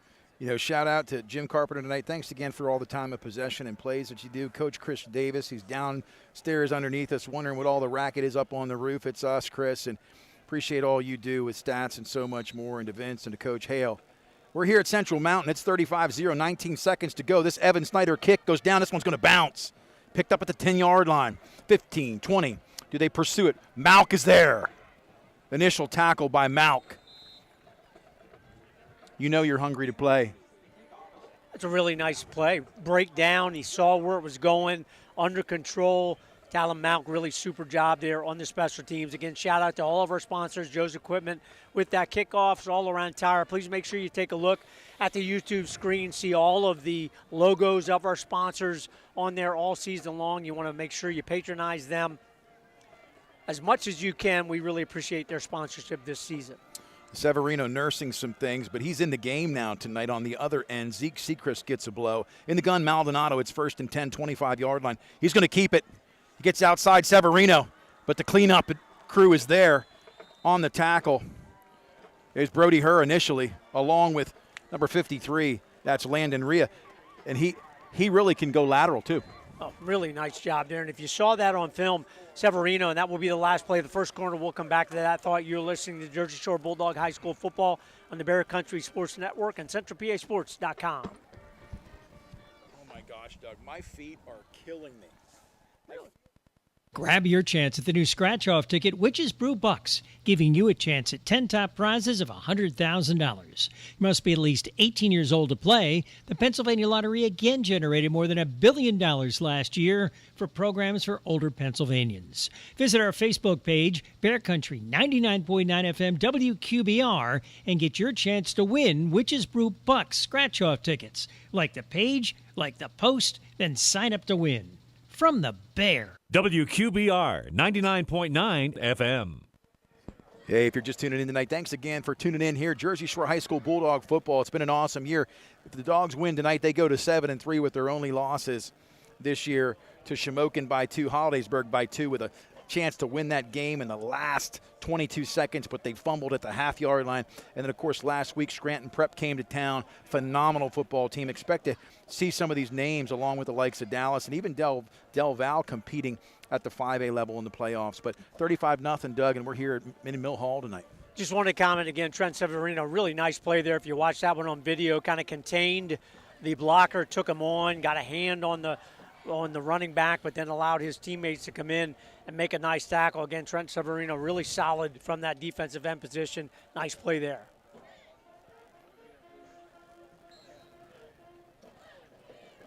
In the shotgun, Maldonado. He's got a single right and a single left, split wide to the left. First down and 10, 25-yard line. Right to left motion. Fake jet sweep counter. Nothing there. And who is that? Severino said, hey, I'm in the game. Right on time, Trent Severino from the backside. That's what you've really seen, the development of Thompson and Severino and Zeke Sechrist. They read the play and can run down some plays from the backside. That just shows you their instinctive play from the defensive side. And we will try to get some scores here as we go through this second quarter, the out-of-town scoreboard for all your group transportation needs, tours, charters, school buses. Contact Susquehanna Trailways 570-322-5361. Get on the bus. We'll get some of those here in the second quarter. Third down and 14. That's Maldonado in the shotgun. 11:15 to go. Second quarter. Down 35-0. Left to right motion. It's the jet sweep. Tries to get outside. There's a flag on the play. Brody Herr was taken down to the ground by a lineman. We'll see if it's holding or if we'll see what they call here. Interestingly enough, the Central Mountain player ended up on the ground. Two games that we are keeping tabs on. Again, Selinsgrove plays against Danville tonight. The Seals have a chance to even their record at 5-5, have played much better in the second half of the season. Again, that will be a tough matchup for the Bulldogs in the playoffs next week. And then Shamokin against Mount Carmel in the Cold Bucket game. They expect 10,000 plus at that ball game. That is a historic season. Shamokin has not won that game in 26 years. So a drought there for the Indians. But as we saw early in the year, Nate, Shamokin, their best team in a generation or so, they're looking to get that win, but it is on the road. It is Silver Bowl in Mount Carmel. And they talk about that Silver Bowl. Some of those people are going to walk from 3 miles away because there is no parking. In Mount Carmel, it's going to be electric down there tonight. I'd love to be a fly on the wall. It's 35-0. 10:57 in the shotgun. Maldonado, he's got trips to the right. Look to the post. He's going to roll right. He's going to try and buy some time. He's hemmed in. They're going to give him forward progress. They're going to give him the forward out to about the 1.5, but that is not where you want to be on fourth down. Wow, that is just a super play there by, I think, Talon Lope from the interior position there, from the nose guard position, and then Severino cleaning that up. That is a great job, obviously, with the tackle for loss there. Will force Central Mountain to punt this one from their end zone.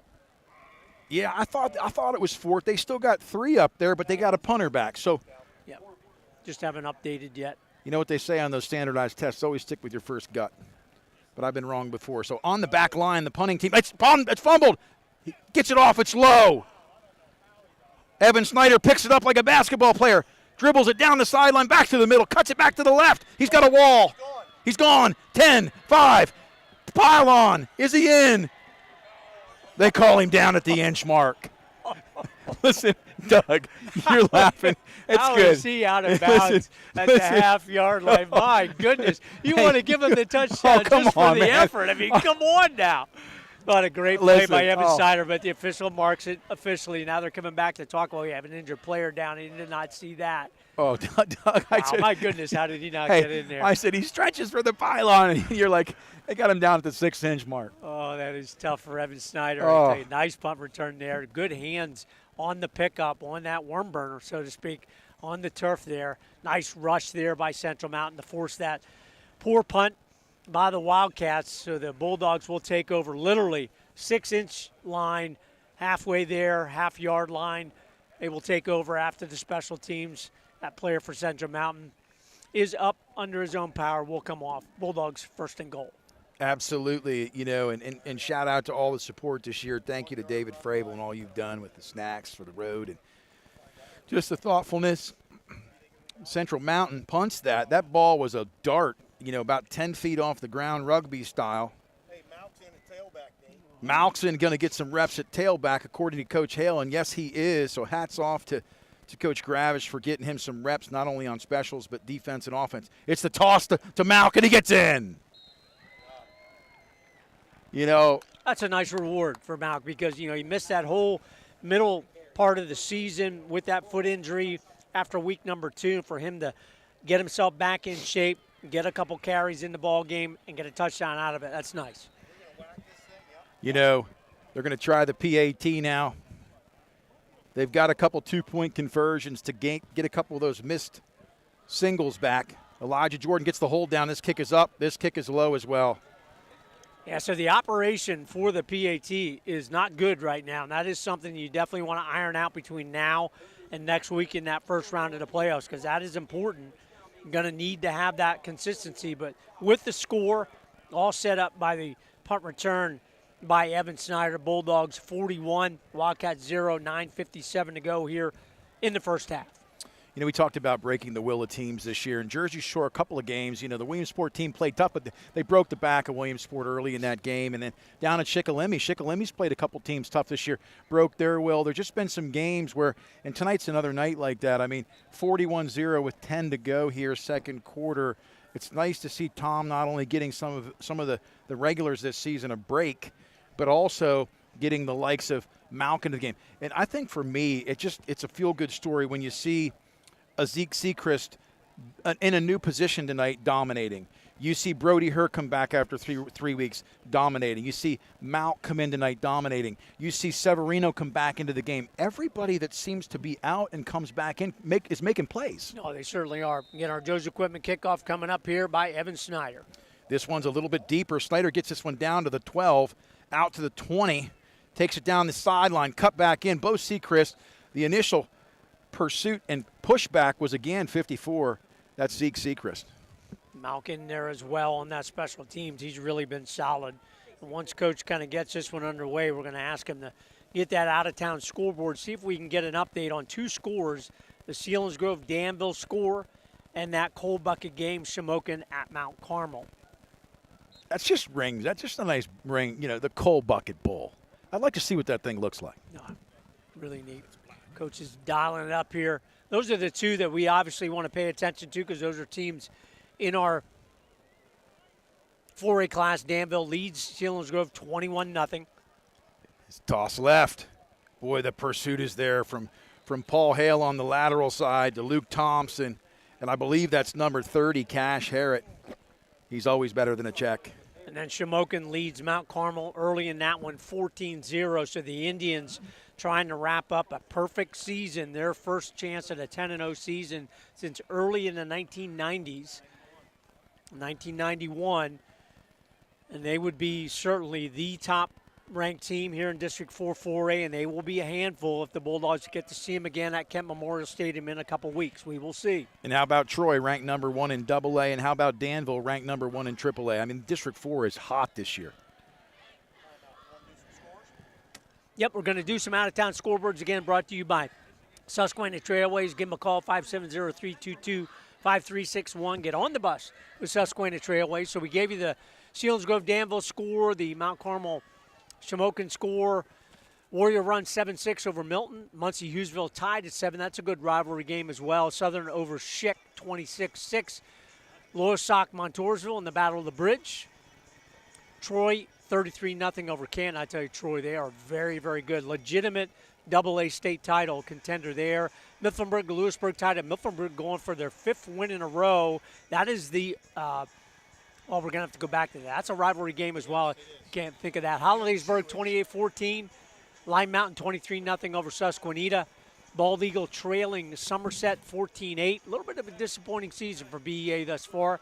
Athens 16-0 over Sayre. Dallas continuing, and they're going to finish at 7-3, 14-0 over Lake Lehman. And then North Penn Mansfield 21-14 over Wellsboro. Central Mountain and the Wildcat there on second down, looking to throw something. They put Maldonado out at wide receiver. Went with a Wildcat look and able to get a couple yards back. So it's going to be a 3rd down and 9 for them. So they desperately need to move the chains and get some field position. We'll sprinkle one more in. Richland over Bellefonte 24-7. But Bellefonte will qualify for the 4A playoffs in District 6. So whoever District 4 champion is in 4A will end up playing a District 6 team, I believe, in that next round of the playoffs. It's 3rd down and 8. 8:30 to go. Maldonado in the shotgun. Trips right. He's going to great drop back. He's going to try to roll, but he's hurried. He's under. He's snowed in.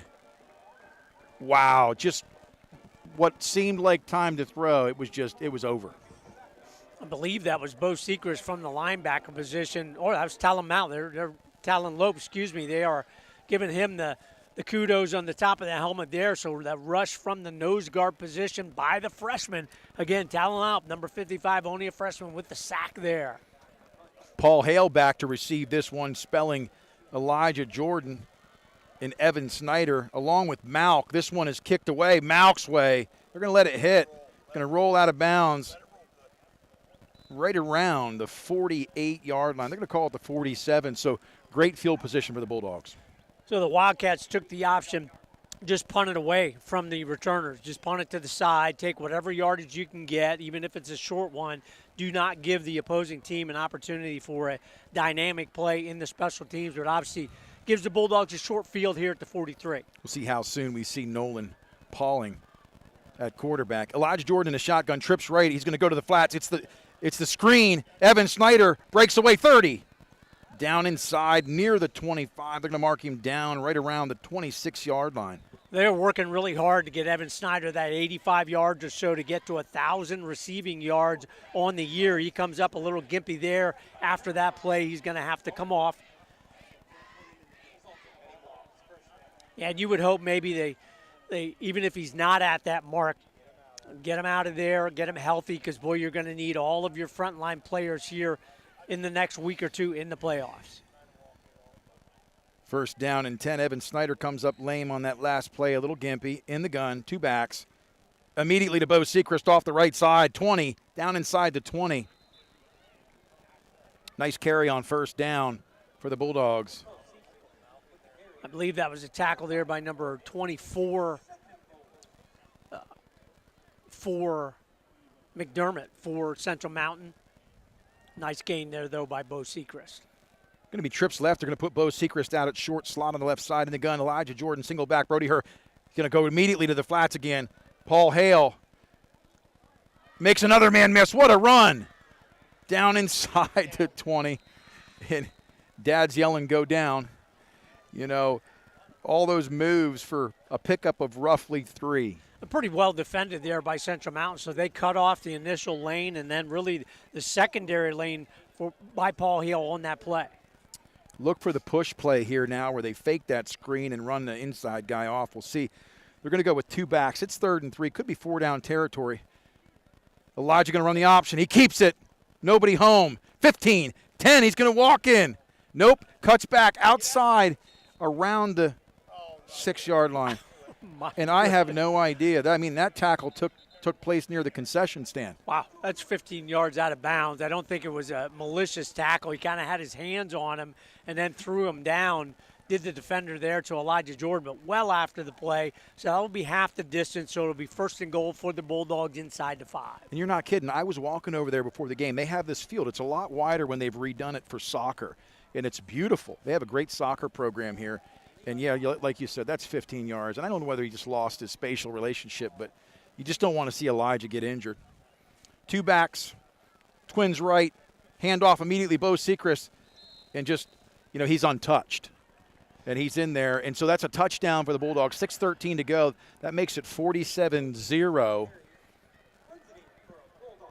Yeah, and what you're seeing here, Nate, is what you talked about a couple minutes ago. You're seeing a program in Central Mountain that just is really struggling.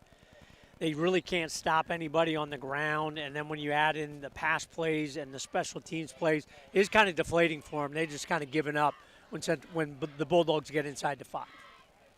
Well, it's a little more height on this one, and it's through. That was Paul Hale. They're working the magic tonight. It doesn't matter who kicks as long as it goes through the uprights, and you know, shout out to Coach Ken tonight. It's wedding weekend. He can't hear me right now. Well, it's interesting to see. You know, Paul Hale was kind of forced into that kicker duty with Brody Herr being out the last couple weeks. A couple of them looked a little rough, but then got into a nice rhythm in that Penn Woods game and made 4 in a row. That is really important, where if you have a guy that things just aren't going well, you can have at least another person to be able to substitute in there. Again, those PATs, we all see it. Those games come down to where you need a PAT, you need a short field goal. Got to have the operation there. Paul Hale able to kick that one through. 6:13 to go here, Nate. Bulldogs are rolling.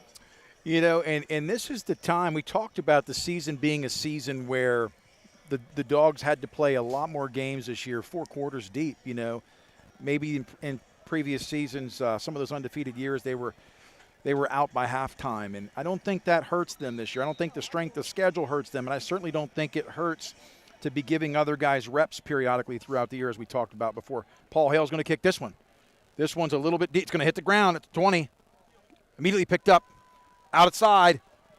Nice return. Good pop there by Nolan Pauling.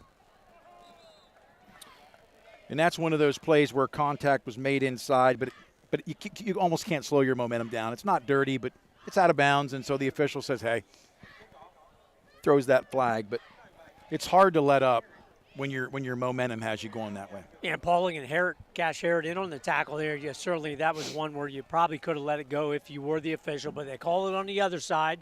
They call it here as well, so that'll be 15 yards against the Bulldogs. That will march them back. Central Mountain will get pretty decent field position here outside their own 40-yard line. 48-0 here, 6:07 to go here, second quarter. Wildcats still looking for something on the offensive side of the football, actually all the way out to the 44. I believe that's Albert Jones over there at the 44-yard line, the officiating crew doing a nice job here tonight. In the shotgun, Maldonado single back, twins to both sides. It's 1st and 10. Snap is back. Quick pressure. Boom. Zeke Sechrist, nobody touched him. He's having a ball game. But like untouched. Untouched. Like a 10 and turn and after practice when you're running sprints. I mean, nobody even got a fingernail on him.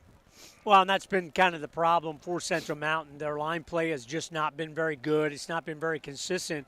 And even though Maldonado is a pretty good athlete, they just don't have time to do anything. They don't have time to set up, look down the field, make plays. Big tackle for a loss there by Zeke Sechrist. That makes it 2nd and 19. A loss of 9 on that play. Big time. Twins left, twins right. Snap is back. It's immediately handed off up the middle. Nice hole initially. Closed quickly. Brody Huron on the stop, along with Cash Harrod. I believe that was McDermott on the carry there, number 24 for the Wildcats. Again, we apologize. Those numbers very hard to see. Gray numbers. If you're an athletic director out there, that's a bad idea. Let the jerseys go with something else. Even black would be better, I think. But gray just kind of melds into the color. Yeah, that's what happens. I like the uniform design by Central Mountain, but that gray's tough. Yes, I need LASIK surgery right now. In the gun, Maldonado. He's got 4 receivers and a single back. It's 3rd and 14. Snap is back, immediately handed off up the middle, inside the tackles. Nice little pickup there, nice little scamper. I believe that's number 2 on the carry. Jake Weaver. Was that Jake Weaver? Yep. Great. No, that's number 8.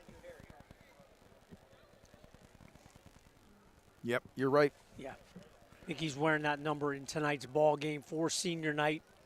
Going to bring up 4th and long here if you're Central Mountain.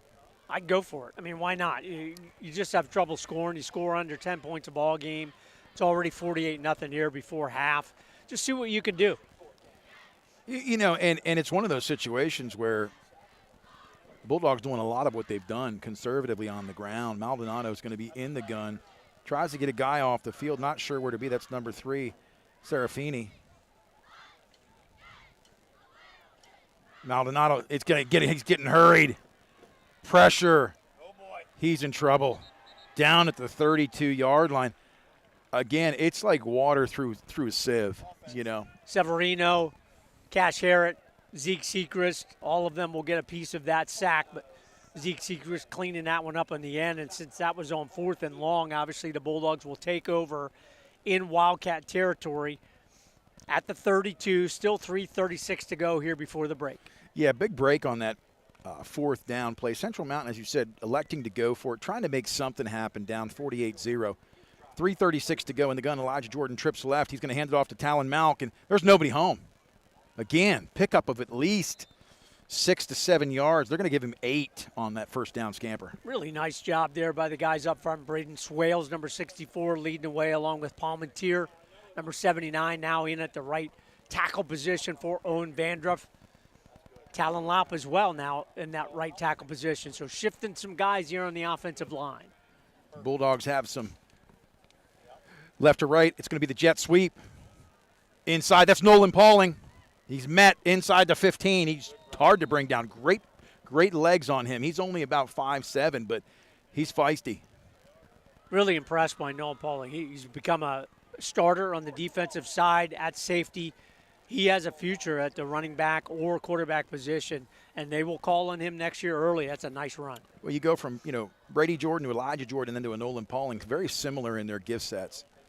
Right to left, Luke Ryan. It's Malk up the middle. He's patient. Gets a block. 5. Down to the 2. Beautiful run by the Malk, man. Nice sprint hole, man, right there. Yes. In the hole, just full speed up the middle, got what he could down to the 2. Malk from that tailback position. You know, it's just impressive to see his resilience. Give him a bone up the middle. No, they're going to have him for a loss. So it was 1st and goal.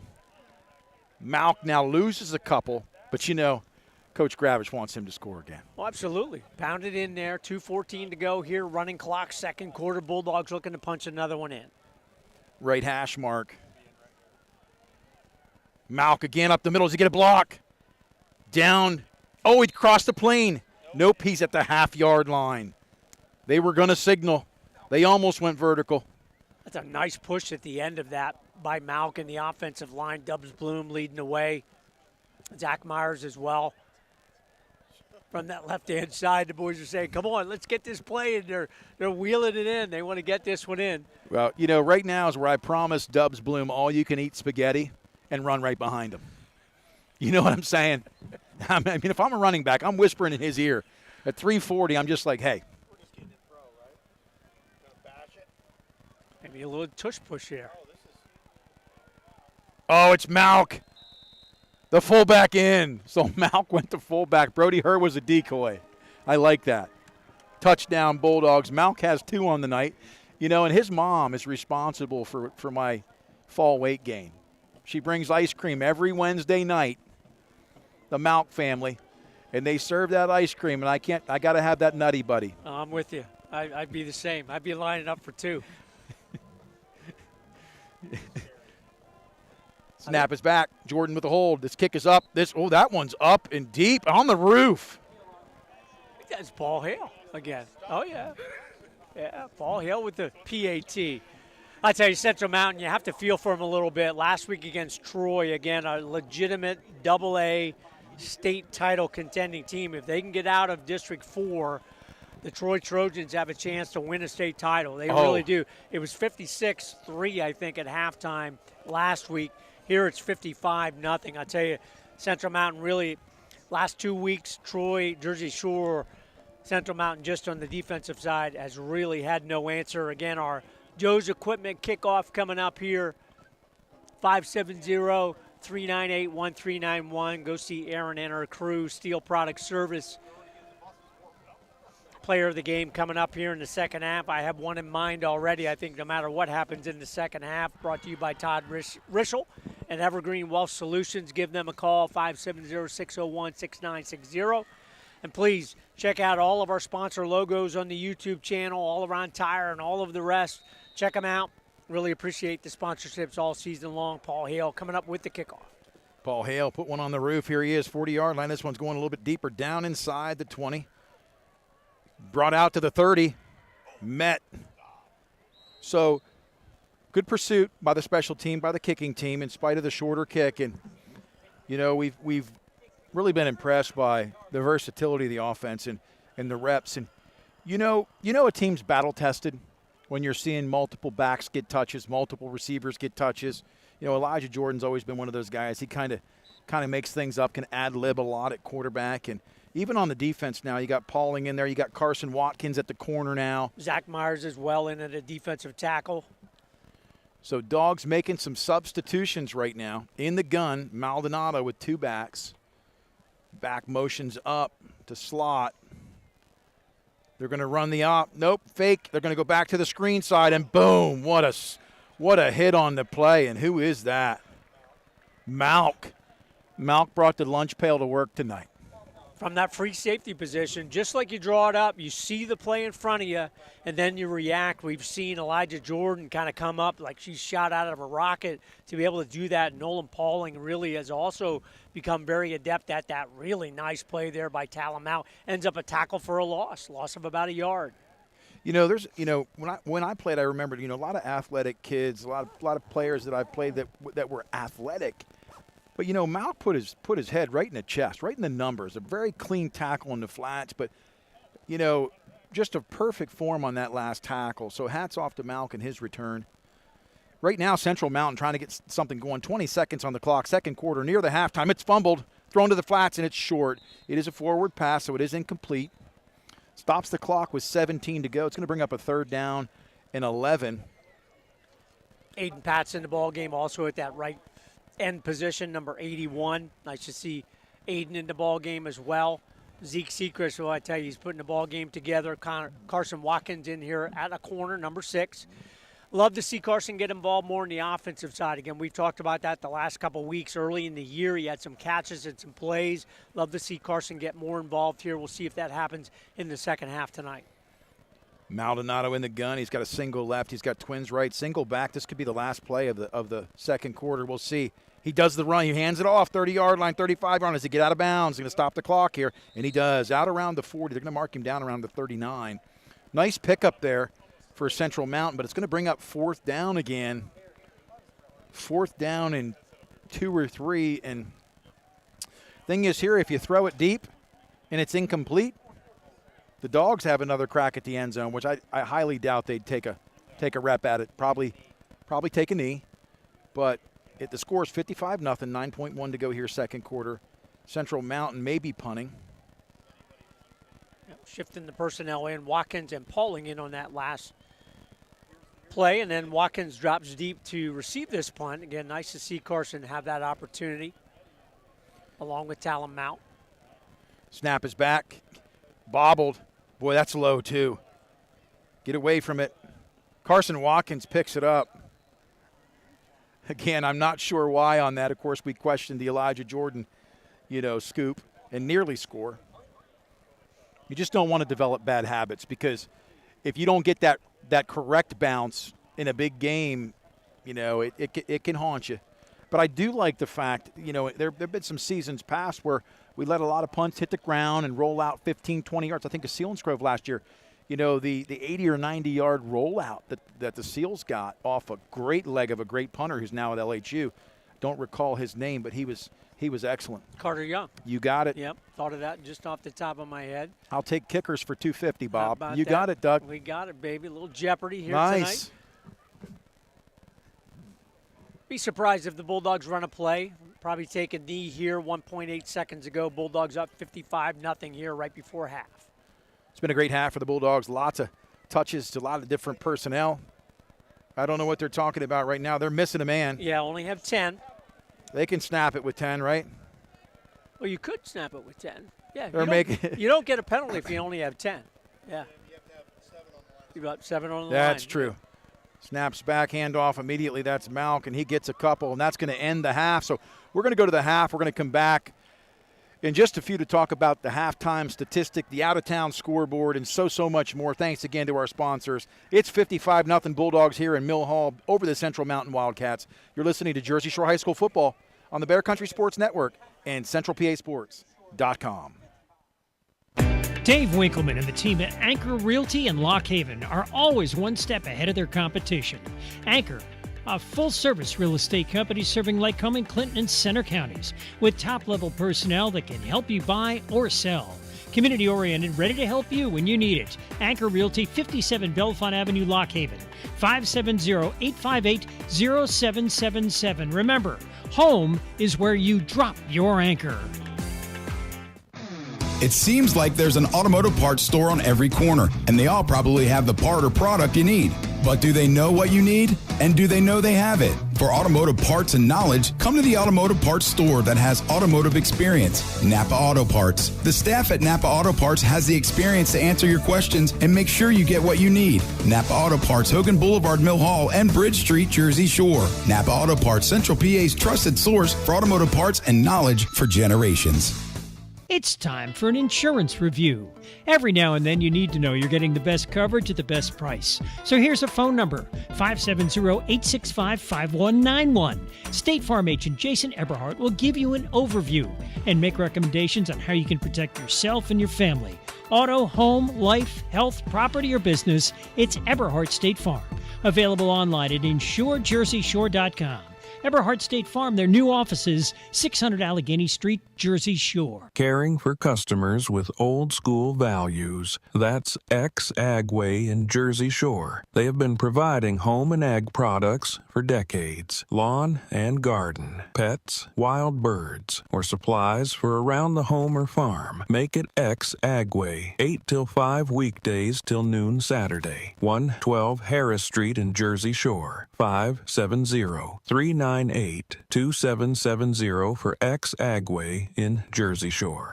Everything you need in one place. Jiffy Market in Jersey Shore. Now your first choice for great hot food, breakfast sandwiches, bagels, French toast sticks, boneless wings, hash browns, garbage fries, and taco wraps. PA lottery tickets and skill games and ATM fresh-made sandwiches, meat and cheese by the pound, snacks, candy, slushies, and more. All at Jiffy Market. Everything you need in one place. Across from the post office in downtown Jersey Shore. Stop and shop. Jiffy Market in Delhi. A proud supporter of the Jersey Shore Bulldogs, TLC Fuels is a family-owned local business. Established in 1998, TLC Fuels serves residential, farm, and commercial customers from their Jersey Shore location just off of Route 220 at the Pine Creek exit. From fuel oil to diesel fuel and gasoline, TLC Fuels has thrived on a consistent dedication to you and your family. Call 570-753-5722 today. Since 1925, Erie Insurance has been providing protection. Auto, home, life, business, and flood insurance. Annuities, too. Get a great price and the service you expect from your local Erie agent, Fager Insurance Agency in Lock Haven, serving the area for the last 57 years. Find out why over 90% of Erie Insurance customers renew year after year. Call 570-748-3570 to get a free quote. Fager Insurance Agency, 511 East Church Street, Lock Haven. Hey, hometown fans! You know Journey Bank as your trusted local bank, but did you know we're also the biggest cheerleader for our community's youth? From athletes competing under the Friday night lights, to students excelling in the classroom, to talented teen stars singing center stage, we're investing in the future of our young people. At Journey Bank, we're committed to helping our kids score big in every aspect of life. Journey Bank, where dreams are nurtured and futures are built. Journey Bank, proud supporter of our local youth. B.A. Meixel is a local residential and commercial electrical contractor. With over 14 years serving central Pennsylvania, B.A. Meixel has built up relationships with hundreds of home and business owners in Jersey Shore and beyond. Trust B.A. Meixel's trained electricians for all of your electrical needs. Take advantage of their industry-leading guarantees. 570-398-7837 today to find out more. B.A. Meixel Electric, a proud supporter of Jersey Shore sports. Reliable. That word sums up Hollick's Coal and Oil in Jersey Shore. Stocked and ready to go for fall and winter, Hollick's Coal and Oil is a phone call away. 570-398-1190. A fixture in the community for the last 74 years, Hollick's Coal and Oil will fill you up shortly after you call. Hollick's Coal and Oil in Jersey Shore. 570-398-1190. Always supporting the Jersey Shore Bulldogs, it's the Twilight Diner in Loganton, open 7 days and featuring a full menu, breakfast, lunch, and dinner, and daily specials. So good, people ask for their food by name, and they bring that great taste on the road with the Twilight Diner on wheels. And now at this area's newest venue for weddings, reunions, and gatherings, Miller's Barn in Tylersville. Hold your next event in the middle of Amish country. Twilight Diner, 603 North Mill Street, Loganton. 570-725-3911 for takeout. Fred Ham Disposal has proudly served the community with residential and commercial trash removal for the last 55 years. They're a family-owned company that cares about the environment and their customers, providing extensive trash removal and recycling options. Their fleet of trucks provide reliable pickup service, and they give you a chance to pay your bill online. Fred Ham Disposal, here for you. Call 570-398-1814. Fred Ham Disposal. WQBR 99.9 FM. Doug Byerly, Nate Carpenter, the coach Sean Hale here at halftime. Our Weary's Pine Creek Inn halftime. Give them a call at Weary's Pine Creek Inn, 570-865-6630 for a great menu, great venue as well. Weary's Painting and Contracting. Give them a call. Over 20 years of painting and contracting needs, 570-398-1414.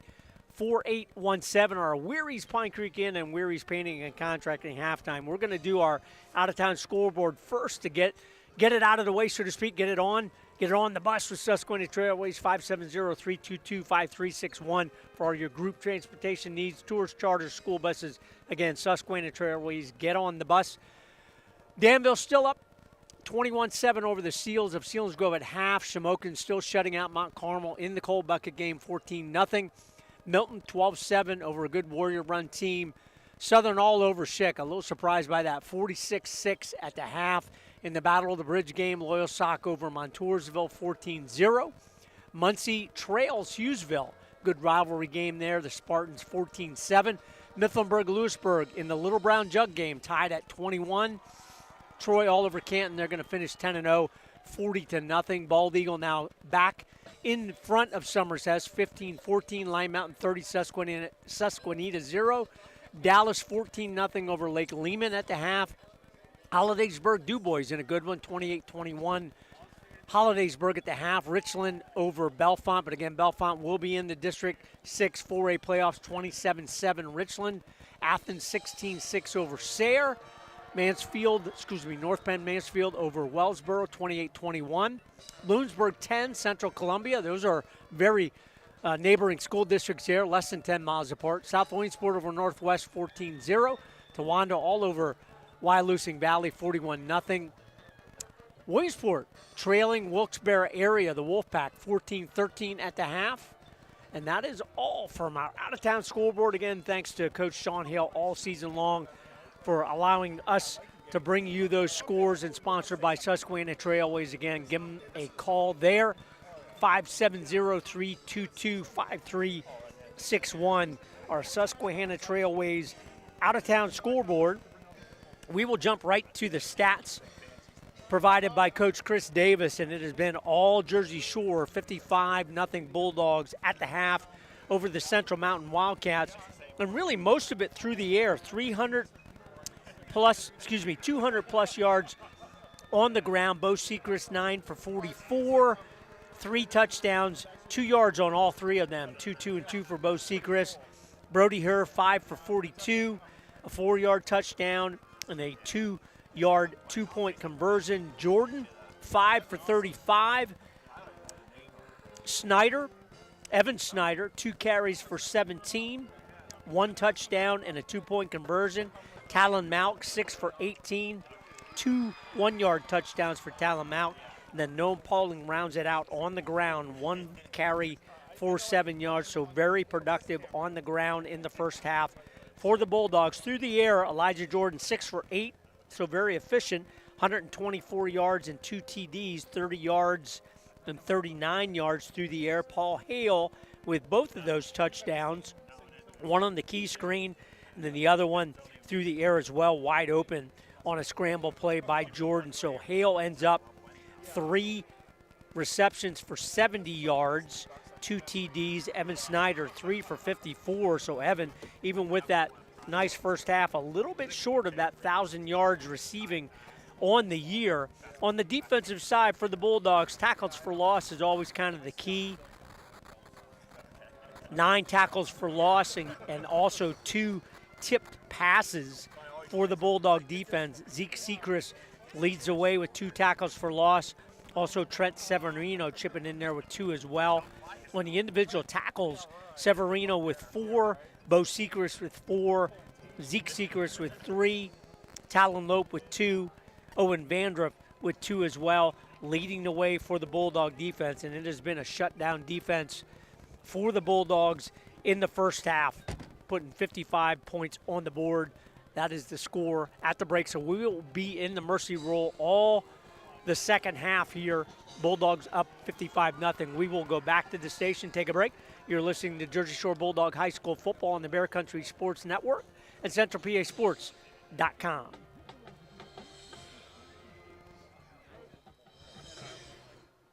Get ready to hit the road with these great trips this fall through Susquehanna Trailways. Every October Saturday, ride the Pine Creek Trail to and from Wellsboro. November 6th, a trip to Tioga Downs Casino. To King of Prussia Mall November 10th, the American Music Theater on the 19th, and the Macy's Thanksgiving Day Parade November 28th. Call Susquehanna Trailways 570-322-5361 Monday through Friday between 8 and 4. Check the Susquehanna Trailways Facebook page and website for more information. It seems like the cost of everything is on the rise, but Erie Insurance can help make sure your auto insurance premium isn't one of them. Avoid rate increases with Erie Rate Lock. Even if you have a claim, your rates won't go up until you change your car, driver, or address. Your local Erie agent is Brigandy, Gleghorn, and Hafley. Get a quote today.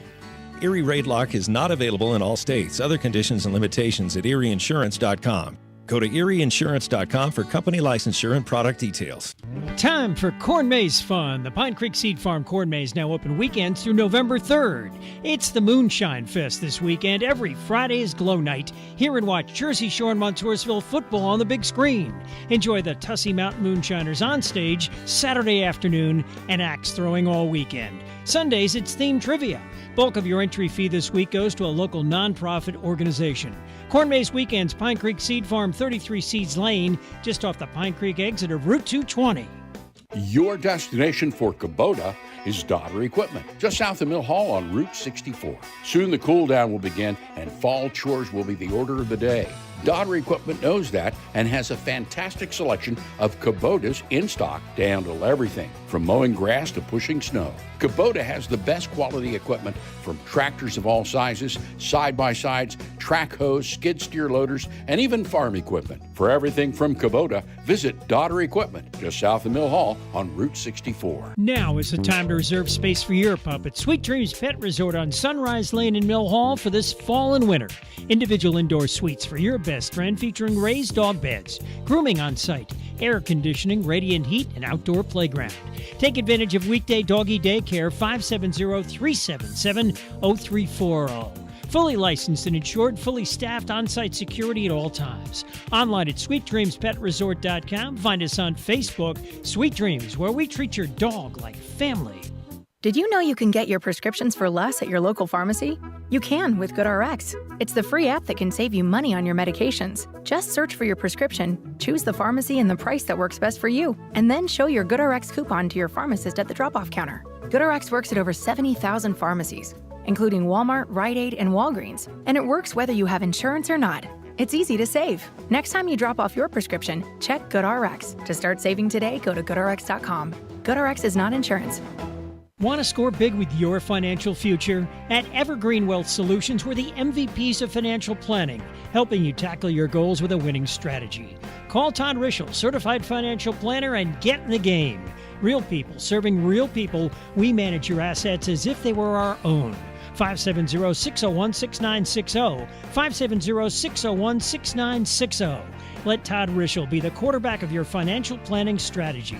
Evergreen Wealth Solutions in Williamsport. Hey campers, Graham here from C.H. Waltz Outdoor and RV. Don't store your old RV another winter. Save thousands on a new camper this fall and we'll store it for free. We have a great selection of 2023 and 2024 models with end-of-season pricing. So buy now, and when you're ready to camp next spring, we'll have your new camper ready. Visit us in the beautiful Pine Creek Valley or browse online at chwaltzoutdoor.com. Adventure awaits at C.H. Waltz Outdoor and RV. 41 years serving the Jersey Shore community. All Round Tire, your hometown service and tire sales center. Family owned and operated, All Round Tire features Cooper, many other tire brands including Michelin and Firestone. Make us your first choice not only for passenger, light truck, farm, and ag tires, but also for service, brakes, exhaust, belts, and hoses, and we offer the only vulcanized flat repairs in the area. PA State Inspection 2, open weekdays 8 till 5, Saturday till noon. All Round Tire, Cement Hollow Road, Jersey Shore. Starting September 2nd, Blaze Alexander Kia will begin an extensive remodel. This is a major project. We will be losing a great deal of lot space as the project will be fenced in. Kia has given us extra incentives to help us move inventory. This is not a sales pitch. I have over 180 new and pre-owned vehicles in stock, and I'll only have display space for approximately 60 vehicles. Let our problem be your solution. The improvements will make it all worthwhile. Alexander Kia, 933 Broad Street, Montoursville, taking the deals the other guys definitely don't want. Life moves pretty fast, and so does technology. So we should be proud that after over 40 years, Reese's Print Shop in Lock Haven still provides excellent work for everyone in Bear Country. So many other print shops have closed their doors, but Randy Reese still offers digital and offset printing at competitive prices, and they're fast. Reese's Print Shop, 7 East Main Street, Lock Haven. Stop in, email randy@reesesprintshop.com or call 570-748-6528. Reese's Print Shop. See what we can do for you or your company. Your local area insurance agency is McMahon, Ferguson & Associates. They handle your home, auto, commercial, and life insurance needs. Let's talk life insurance. If something happened to you, would your family be prepared? Let McMahon, Ferguson & Associates craft the perfect Erie life insurance policy for you. Call 570-398-4090 or visit 1020 Allegheny Street, Jersey Shore. Your local Erie insurance agency is McMahon, Ferguson & Associates. WQBR 99.9 FM. Yeah, we're back, and I'll tell you what, it was a great halftime. I got down there just in time to use the facilities, and what a beautiful concession stand here. Ran into Tate Sechrist and Breck Miller, and they may even join us at halftime next week. We'll see, Doug, but it's a great day to be a Bulldog. We're just about ready to kick the second half off, and I know a lot of you guys are, at 55-0, maybe tuning into something else, but I'd encourage you to see the second half just from the perspective of what the future holds here for this Bulldog Nation, and Nolan Pauling at quarterback. He's exciting to watch and see what he can do. Very exciting. And again, our halftime sponsors all season long: Weary's Pine Creek Inn, Route 44 North, 570-865-6630. They offer a delightful dining experience, exceptional service, fantastic atmosphere, great diverse menu. Go see them. Great menu, great food, great portions. Weary's Pine Creek Inn, 570-865-6630. And Weary's Painting and Contracting, with over 20 years of experience. Weary's Painting and Contracting stands by its professionalism, broad range of painting, drywall, and contracting services. Trusted company that stands by its work and dedication to its clients. Weary's Painting and Contracting, 570-398-4817. Really appreciate that sponsorship. And Doug, I'm telling you, you got up there and you tried that crab fettuccine. Get that lemon blueberry mascarpone cheesecake. I can't even spell mascarpone, but I know it's got a little Italian flavor. Oh, my Lana. You can tell I've been eating healthy here, Doug, between the sour gummies at halftime, and I'm going to have to turn over a new leaf here in 25. Weary's Pine Creek Inn, really good stuff. I snuck in a couple Twix there at halftime, no question about that as well. So Bulldogs up 55-0. We did not do the scoring recap. 8 scoring drives, what was really impressive for the Bulldogs. 4 consecutive scoring drives to open the ball game in that first quarter, really kind of set the tone, kind of put this game away again. We will be in the mercy rule all throughout this second half, so running clock except for an injury or a score. Joe's Equipment kickoff coming up. Second half, Evan Snyder. It's up. It's bobbled down to the 22. Nearly fumbled again, and that's just enough time to really rein in and make the tackle. And the first team deep was high, nearly caught in good field position. Fortunately for Central Mountain, able to get back on top of that football. That would have been detrimental to start the second half. Well, you saw the younger kids, the second unit, all came on the field after the special teams made that tackle. So Nolan Pauling and Carson Watkins leading the way from the defensive backfield heel. Pat's in the ball game, number 81. We saw him there. Palmentier as well, number 79. So, again, we'll try and give a shout-out. Malkin there as a free safety as well. Central Mountain looking to get things going here. Handoff up the middle. Big hole. Out past the 30 to the 31-yard line. We'll see if they mark him down. A whole host of substitutions, as you've mentioned. Luke Ryan in at corner. Brody Hurst still in there at linebacker. The ends right now are Thompson along with number 81, and I don't have an 81. We're going to have to figure that one out. Yep, so that one's Pat. That's Pat. Aiden Pat's number 81, freshman. 6'1", 190, got a couple snaps in that first half. But great to see Luke Ryan working that corner positions. It was early in the year, had that game-sealing tackle at Dallas. He was playing at the free safety, so a little different look there for number 7, Luke Ryan, from the cornerback position. So I believe Maldonado in this shotgun. Twins left, right to left motion. They're going to run left. It is the handoff off tackle. Couple of big yards out past the 35 to the 37-yard line, and that's right around the sticks. He says, bring it home, boys. Going to move the chains.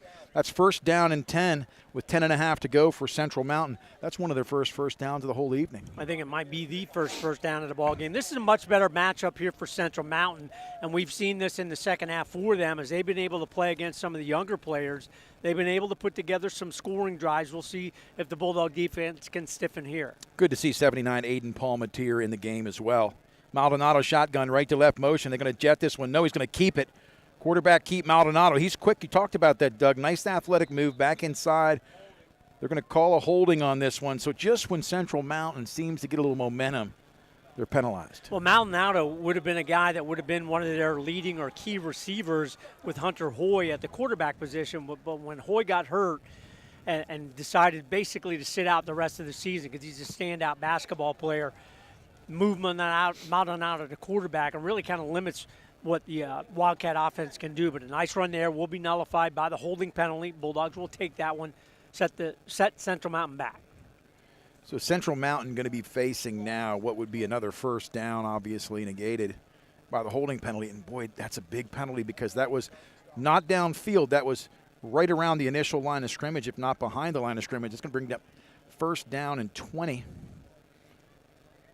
In the gun, Maldonado. Twins left to right motion. It's the jet. It's jet pass. He's wide open. Luke Ryan tries to get back. Does. Nice completion. Fortunately, honestly, for the Bulldogs, that was underthrown because there was separation there. Luke Ryan made a nice adjustment. It's going to bring up second down now and around 5. A little different play, a little different look there for the Wildcat offense. Again, just something that they have struggled with all season long, trying to figure out what they want to and what they can do on the offensive side of the football, averaging only 8.9 points per game. Not going to keep you in many ball games. So it is now second down and 5 for Central Mountain. Get some of those yards back. In the gun, Maldonado. It's going to be, no, it's Wildcat, left tackle. Nearly stripped. Is it a fumble? I don't believe so. Central Mountain keeps it, but really maybe a gain of a half yard on that. Going to bring up third and a long 4. Nice run defense there in yard. Brody Herr is in the ball game again. Brody kind of needs some snaps, needs some game snaps after missing really 2.5 ball games. So he is one of the starters still in the ball game along with Nola Pauling from that free safety position. And you talk about getting the reps necessary to build the endurance to get back towards the District 4 playoffs next week with Selinsgrove at home. In the gun, Maldonado single back behind him. He's going to hand it off direct. It's going to bounce to the outside. Makes a cutback. Nice run. He could go to the house. Carson Watkins tries to get him from behind, and he does. Tries to strip it down to the 15-yard line. Jake Weaver on that carry. We talked about him in the first half, Nate. He's the guy that has been the most consistent running attack person for the Wildcats. Nice burst there. You have to give kudos to the left side of the Central Mountain line. Made a nice hole. Weaver burst through it. Not first and goal, but first and 10 at the Bulldog 15. Nice pickup. Big hole there. And we talk about this, next year's team getting the reps they need. And really, when you can play, instead of mop-up minutes, you're playing an entire half. It's excellent to see. In the gun, Maldonado shotgun. It's first down and 10. Hands off on the jet. Jet sweep. Inside, tackled. It's a scrum. Nice gang tackling there by the Bulldogs 5-2. Cash Herrick from that linebacker position. There's a guy who really has a bright future if he can get a little growth and a little strength training as well. He certainly has the instincts from that interior linebacker position to really be an effective player. And again, he will be called on next year to be, if not a starter, a solid contributor for the Bulldog defense. It's second down and 10. Maldonado in the gun from the 15-yard line. Single back, Twins right. It's a direct handoff up the middle, bounce to the outside. Do they contain it? No. 10-yard line, 5-yard lanes into that. Touchdown, Central Mountain. No laundry on the field for the first points of the night for Central Mountain. That's 6 points on the board. Jake Weaver, 15-yard rush at the 6:49 mark of the third quarter. Gets the Wildcats on the board so they avoid the shutout. Some positive offensive momentum there for Central Mountain. You know, and kudos to Coach Gravich, too, and the coaching staff for substituting immediately and getting fresh legs on the field. This beautiful kick, that ends up in the fall foliage, Doug. That's up on the mountain. Nice kick off the leg there, Central Mountain. I believe that's number 17. Really nice. Height, good motion, good operation Micah Carson. Beautiful kick. Nice PAT by Carson. Gets the Wildcats on the score. Again, running clock here, second half, except for an injury or a score. 6:49 to go here, third quarter. Bulldogs special teams back on the field. Looking to take possession here, see what they can do on the offensive side, which I think we all believe will be led by Nolan Pauling at the quarterback position. You know, and I think about the sponsorship, Doug. We've talked about some of these people like McMahon and Ferguson or, you know, Ex-Agway or, you know, the list goes on and on. We talked about Lyra at Country Berry Shack, just the many, many evergreen solutions, but so many people that make this program happen and week in and week out here for the Bulldog faithful. Yeah, we certainly do appreciate those sponsors, and our player of the game will be coming up. Todd Rissell and Evergreen Wealth Solutions. Talk about that more as this third and fourth quarter roll on. Micah here on the kick again. It's going to be deep. Watch this leg. Boom. No, he squibs it. It's picked up. 20-yard line, 25-yard line. It's Paul Hale. Tries to get outside. Goes down. They're going to give him forward progress out to the 27. But, you know, with the big leg on the PAT, I really thought he'd try to boot one towards the end zone, but he squibbed that one. Player of the game again, Todd Rissell and Evergreen Wealth Solutions. Week number 1 was Elijah Jordan, then Evan Snyder. A couple weeks in a row, week 2, week 3, Paul Hale. Evan Snyder back in that Shamokin game. Brody Herr, Evan Snyder in the Bulldog defense against Pennswood, and then Bo Sechrist last week are Todd Rissell and Evergreen Wealth Solutions players of the game. You think of Evergreen, think of the color of money. Todd Rissell, great estate planning, wealth management. We appreciate you, Todd, and all that you do for the Bulldog Nation. 27-yard line. It's 1st and 10 in the gun. Elijah Jordan still in the game. Bo Sechrist.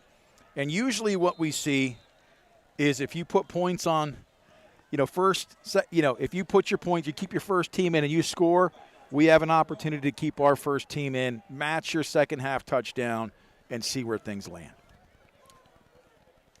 So Sechrist still in it back along with Elijah at quarterback. Malk there as well. It's going to be passed to Severino. Severino out there, split out, gets the quick hitch.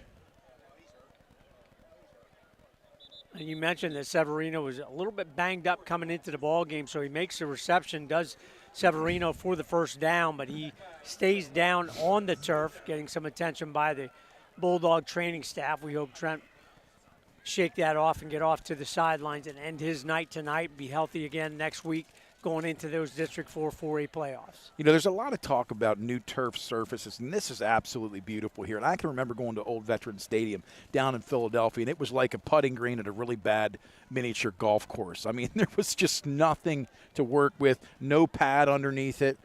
You know, I can remember seeing Randall Cunningham, him there, and Ron Jaworski and the likes of the older generation.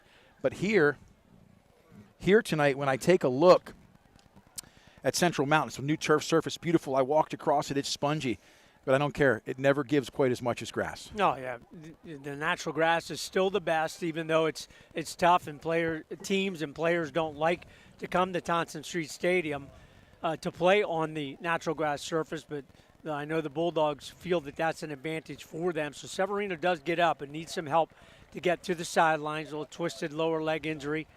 Hopefully he will be able to get back to full strength again for next week. District 4 4A playoffs will start at Thompson Street Stadium against the Seals of Selinsgrove, who will come into the game, I believe, at 4-6 if they lose tonight to Danville. But they are the number 3 seed in 4A, and you know they'll bring their A game. Gavin Bastian, Rocco Amato from that quarterback position leading the way. Elijah Jordan stays in the ball game from the shotgun. Trips to the right for the Bulldogs. Long count. Fake to Bo Sechrist to Evan Snyder. Makes a man miss, gets the wide side. Nice, tough run there by Evan Snyder. Still working. 54 yards in the first half. Again, needed about 85 to get to that 1,000 yards receiving mark, which certainly is a milestone and worth going for here in quarter number 3. Love to see Evan break one and get that mark and then be able to get out of the game. Twins right, single left in the gun. Elijah Jordan, he's got 2 backs. 2nd down and 2. Hesitation, patient run. Bo Sechrist gets out past the need to gain, across the 50 to the 48-yard line. So talk about the yards, right? The reality is this. I'd love to see him get the yards too, but I'll take a healthy Evan Snyder next week. I'll take a healthy, starter next week. And so 1st and 10, the counter. Bo Sechrist picks up another 4, drugged down. So it's going to bring up 2nd down and roughly 5. They're going to call it 6. And Bo Sechrist has become much more efficient, much better vision in the running game throughout the year. Pass back. It's going to be a hitch, and Elijah Jordan's going to keep it. He's going to get outside the tackle. See if he just throws that one away, and he does. Nearly hits the chain crew. Yeah, exactly. Thanks to Coach Hale, we used a lifeline there and phoned a friend, and he said we had about 5 guys downfield. So in the first half, nobody downfield, and that time they were doing the Macarena. They were about 5 yards deep. So you can go downfield a yard or 2. It's kind of like a zone. I think the official is 2 to 3 yards, but once you get beyond that, then you are downfield, and that is a penalty. So, boy, they're taking a long time to talk about this one. That was a pretty easy one, and the Wildcats will certainly accept that penalty, so that will cost the Bulldogs 5 yards on that play. Going to bring up 2nd and 11 officially. And initially when we saw that for the first time this year, that's unfortunately like the 4th or 5th time we've seen it. It is only a 5-yard penalty. So 2nd and 11, Jordan into gun, single back, twins to both sides. He's going to roll right, sit and spin. No, it's not. Oh, he's got lots of green. We'll see if he gets outside. Pursuing him. He's going to go deep. All alone, Paul Hale. Makes the catch down the sideline. 5. Touchdown. No, they mark him down. They mark him down at the 1.5. Oh, two times tonight. They were pylon hunting. It's deer season, but they're pylon hunting tonight, Doug. That's a great job again by the lineman to not go downfield again on that scramble to the left by Elijah Jordan. Carson Watkins and Paul Hale were both wide open, almost together. The ball goes to Paul Hale. Nice catch. Almost in for the score. Beautiful. In the gun, 1st and goal, rolling right is Elijah. Is he going to throw it? He's going to throw a dart to the sideline. Oh, and really nearly back to the line of scrimmage, in and out of the hands of Evan Snyder. But that wouldn't have really mattered. It wouldn't have been a gain. What I liked about that last play was what I liked in the first half. Just the synchronicity of Jordan and Paul Hale being on the same wavelength of, hey, just go. Just get open. I'm scrambling. That'll come to really help this offense out in the second half of the season. 55-7 is the score, 3:21 in the gun. Elijah Jordan throws a dart over the middle. Beautiful catch. And I don't know if I've seen that much this year. That was a slant. Yeah, right inside. That's something that the Bulldogs do not run a whole lot, and that is a tough pass to defend. We talk about that. We'll see it next week. Gavin Bastian on that slant. That's what they do inside. You get the inside position, and you've won as a defender. Evan Snyder wins there. Nice delivery there by Elijah Jordan for the score. I said that. We're up on the roof here with the staff, and, that's probably the first slant we've seen all year. And what's beautiful about that, you got to now – oh, bot snap. Elijah Jordan scrambling. He's going to throw a toss over the hand of Luke Ryan. Unfortunately there, the muffed snap forced it. Flag on the play. We'll see if this isn't lineman downfield again. It looks like the Dogs are walking off the field, so most likely not a second PAT attempt here. Scoreboard 61-7. PATs have been a little bit of an adventure today. The operation on the kicks were not smooth, and Brody Herr coming back from a couple-week layoff, who kind of line driving a couple kicks. Paul Hale comes in, gets a few kicks to go. They get a 2-point conversion in the first half. So that has been an adventure, something that Coach Gravish and the coaching staff will work on a little bit more next year, because in the playoffs, again, you win, you advance. You lose, your season's over. So every game, that pressure mounts a little bit. You want that PAT to be something you can rely on. Exactly. Let's go back to the slant. You know, Evan Snyder runs that sit-down route a lot. Then they have the sit-and-spin route where he sits down and then goes deep. A lot of out routes to the pylon for quick scores this year. The first slant, boy, that forces you to keep it honest, doesn't it? Really does. Again, gives Selinsgrove, the coaching staff, something else to look for. You know they're going to hone in. They want to shut down Evan Snyder, just like the Bulldogs of Jersey Shore want to shut down Gavin Bastion. You want to take away your best wide receiver, your best offensive player through the passing game, and that will force the Bulldogs, Paul Hale, Carson Watkins, and others, Severino, have to come into the mix, and that is something that the Bulldogs really have worked on throughout the year. Paul Hale in for the Joe's Equipment kickoff here, 61-7 Bulldogs. You'd have Vegas odds tonight on who's even doing the kicking. Paul Hale's going to knuckle this one down. 35, takes a unique bounce. Out to the 40, out to the 45, and met. So Central Mountain, great field position here. We talked about a lot of times if your first team scores in the second half, you bring your first doe back out. They score, and now look for the Dogs most likely to bring in a new offensive unit. So that kickoff was 15 yards deeper because there was a penalty on the PAT, so Central Mountain took it on that kickoff. So that's why Central Mountain ends up with pretty good field position just inside their own 45, 2:55 to go here. Running clock, mercy rule here in quarter number 3. In the gun, Maldonado. Single back, twins right. He's going to hand this one off immediately to the outside. Nice bounce. Stiff arms. Carson Watkins takes a little road trip with him. Out of bounds. So Jake Weaver looking to compile some stats here in half number 2 against the second unit of the Bulldogs. Weaver, again, has been the most consistent running back for Central Mountain since he rejoined the team, I believe, in week number 3 or week number 4 of the season. Solid player, both sides of the football for the Wildcats. Central Mountain looking to build upon that last drive here, almost to the 2-minute mark, third quarter, continuous clock with a 35-point lead. Maldonado handing off right up the middle, inside, boom, in the backfield. We'll see who got the pursuit. 79 and on the ride for the Bulldogs. Doug, I don't have my flashlight. That's Paul Montier on the tackle there, along with number 60 as well.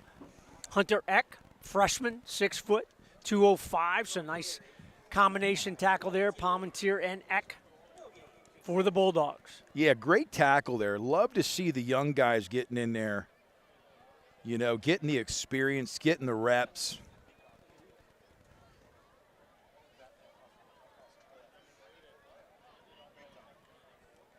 Good pursuit. Outside edge. Good containment. Good containment on that play.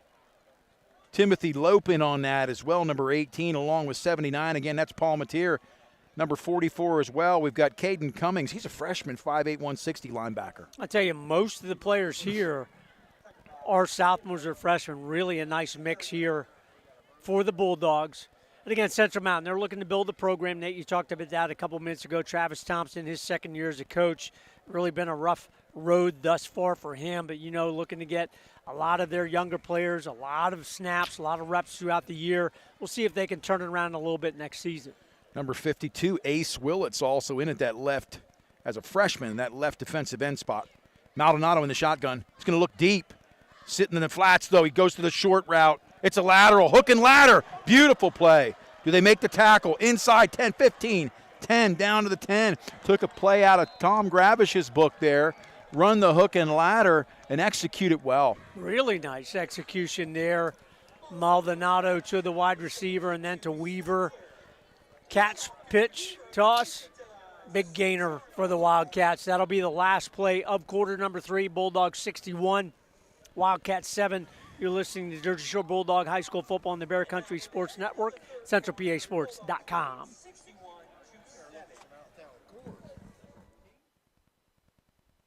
Grab your chance at the new scratch-off ticket, Witches Brew Bucks, giving you a chance at 10 top prizes of $100,000. You must be at least 18 years old to play. The Pennsylvania Lottery again generated more than $1 billion last year for programs for older Pennsylvanians. Visit our Facebook page, Bear Country 99.9 FM WQBR, and get your chance to win Witches Brew Bucks scratch-off tickets. Like the page, like the post, then sign up to win. From the Bear. WQBR 99.9 FM. Doug Byerly, Nate Carpenter, back quarter number 4 here at down Mount Lac Stadium, Mill Hall, PA. Bulldogs 61, Wildcats 7. A couple out-of-town scores again brought to you by Susquehanna Trailways. Get on the bus, 570-322-5361. Danville 42, Selinsgrove 7. Really surprised by that score. I thought the Seals would keep that one close. Shamokin looks like they are going to get back the cold bucket, 21-0 over Mount Carmel in the fourth quarter. Tight one, Warrior run 13, Milton 12. Same with Muncie, Hughesville. Hughesville by 1, 14-13 over the Indians. Southern Columbia all over Schick, 53-6.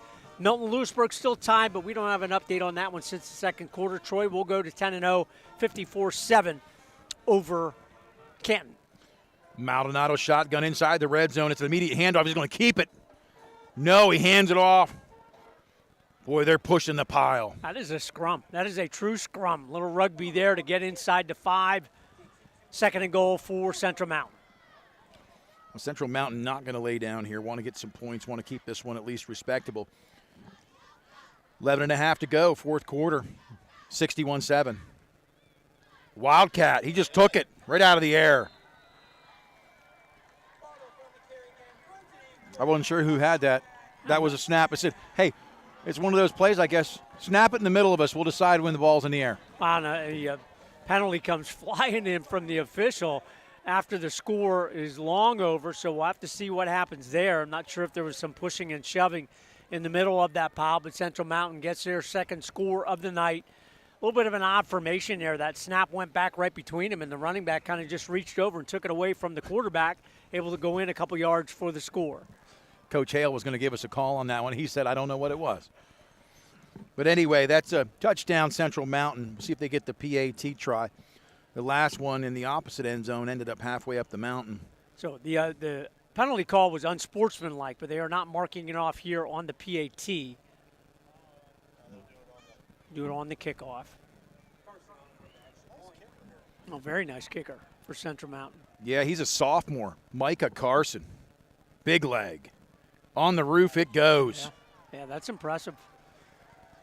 Really nice motion, really nice height there. If Central Mountain could get that offense to be a little bit more consistent where Carson could be a factor in field goals or something like that, that's impressive for a sophomore. Well, when you look at his build as he comes over here and gets close to us, he's only 5'6" and he's a sophomore, right? They don't even list his weight because he's probably got to have lead in his pants. What an amazing kicker. I always say, you talk about the form and just the fluidness. I've always said, soccer players make great kickers. No, they do, without question. So with that score, Central Mountain ups their scoreboard side, 61-7 Jersey Shore. So that penalty, I believe, is going to be – so that was against Jersey Shore. So Central Mountain will kick off from Jersey Shore territory at the 45. Well, it'll be interesting to see who do we have back, Doug. Sorry to step on your toes. No, they're going to mark that back. I'm going to say, man, that's an awful long penalty because it's from the 35, right? From the 40.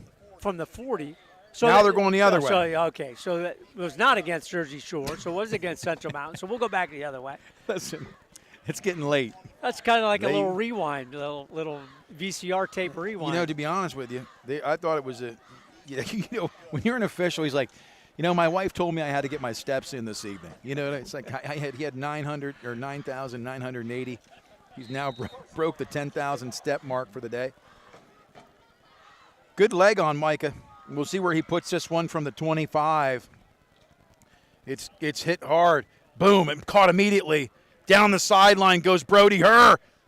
50, 45, 40, 35, outside. Wow, what a great return. He couldn't have gotten a better bounce.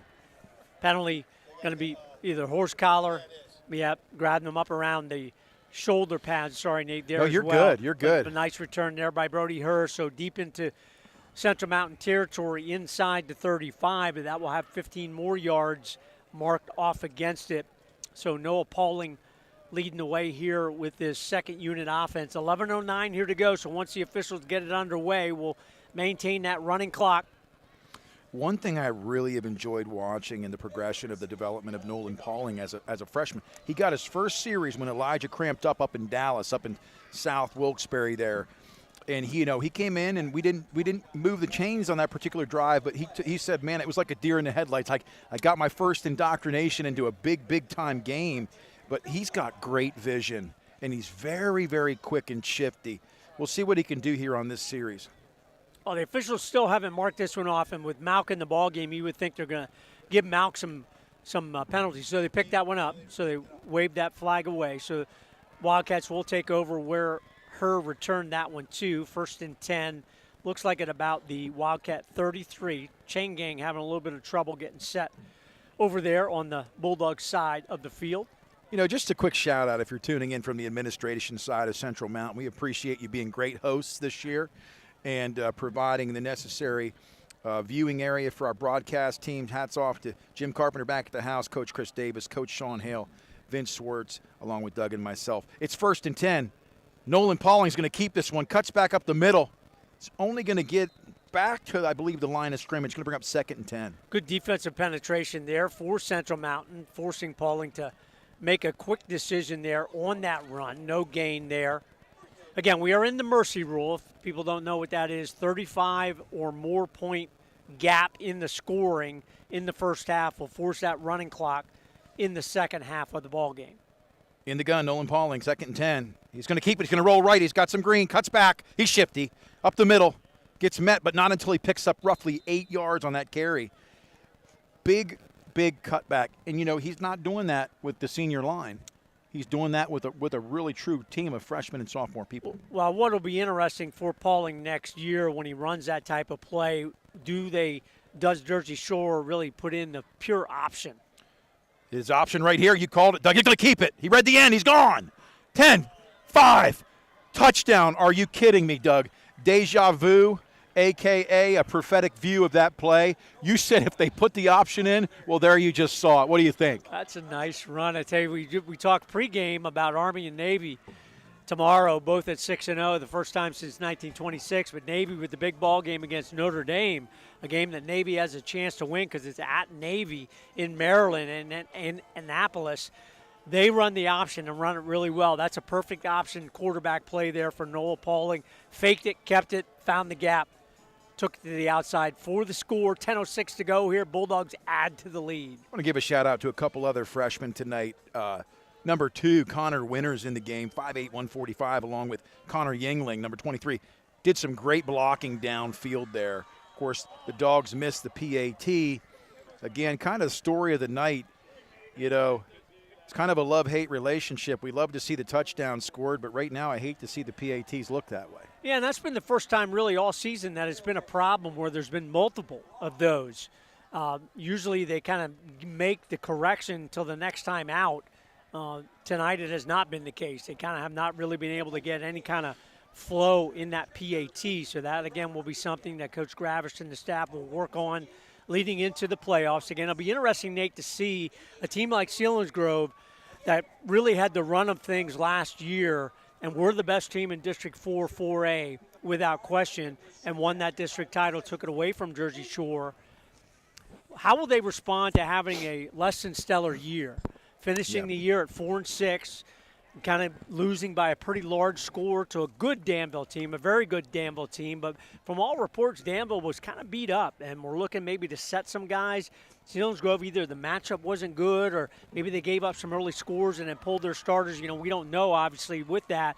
But how do they respond to that coming into the playoffs on the road in a place that they don't like to play? And the thing that surprised me when we went up against Selinsgrove at Thompson Street earlier in the season was coming off Dallas and Del Val, right to Selinsgrove came home, was the numbers were down. Transition with coaching. Paul Hale kickoff, 25-yard line out to the 30. Nice cut outside, 35, met immediately. Good tackling by the Bulldogs. It's going to be 1st and 10. There's a flag now. A really solid tackle there by the second team special teams there, something we don't see too often. Normally it's all the starters in there on the special teams, but there had a good number of the younger guys in there. Yep, sideline warning there against Central Mountain. Wildcats will take over on their own 32. You know, and the other thing this year with the numbers down and having your best athlete, Bastion, be your leading weapon at receiver and having the opportunity to have the great season he had previously, taking them to the Final Four, the issue with him is they've run him at quarterback a lot this year. But if they run him at quarterback against a 5-2, the likelihood of him having the success he would have isn't great. So it'll be interesting where they even play him next week when they come to town. In the gun, Maldonado. It's going to be a quick toss to the right. Bounce to the outside. Gets outside. So initially, that's one of those things. Frustrated is a certain player, and I'm not going to call his number out right now, but as a freshman, when you get hooked on the edge, big things happen, and he's frustrated, but the reality is this.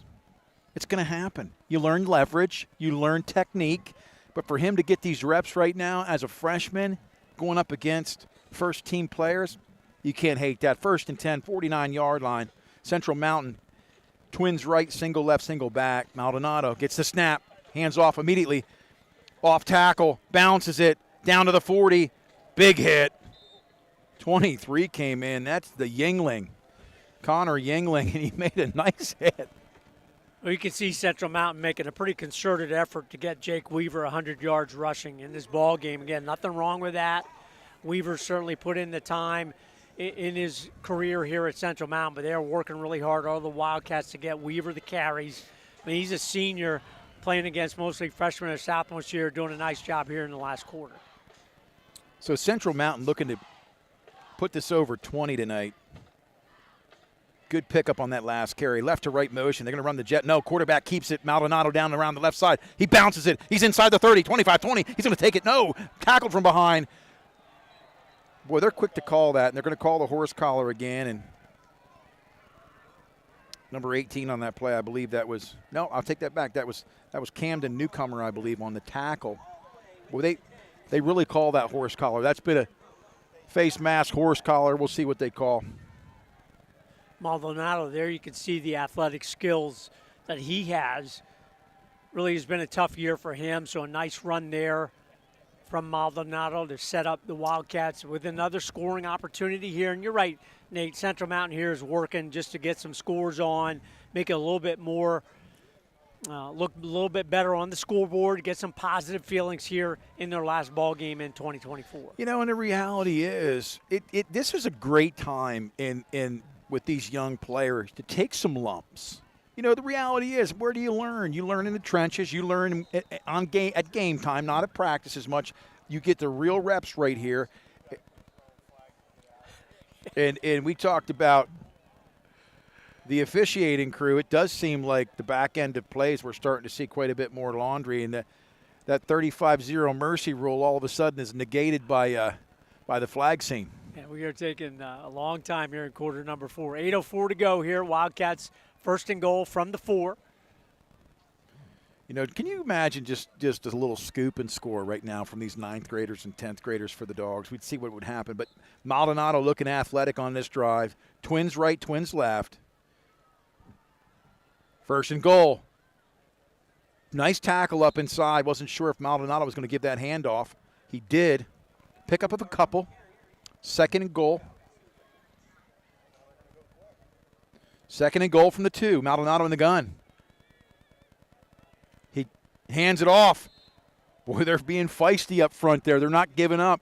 Really nice job there by the Bulldog defense, including number 65, Isaac Shirey.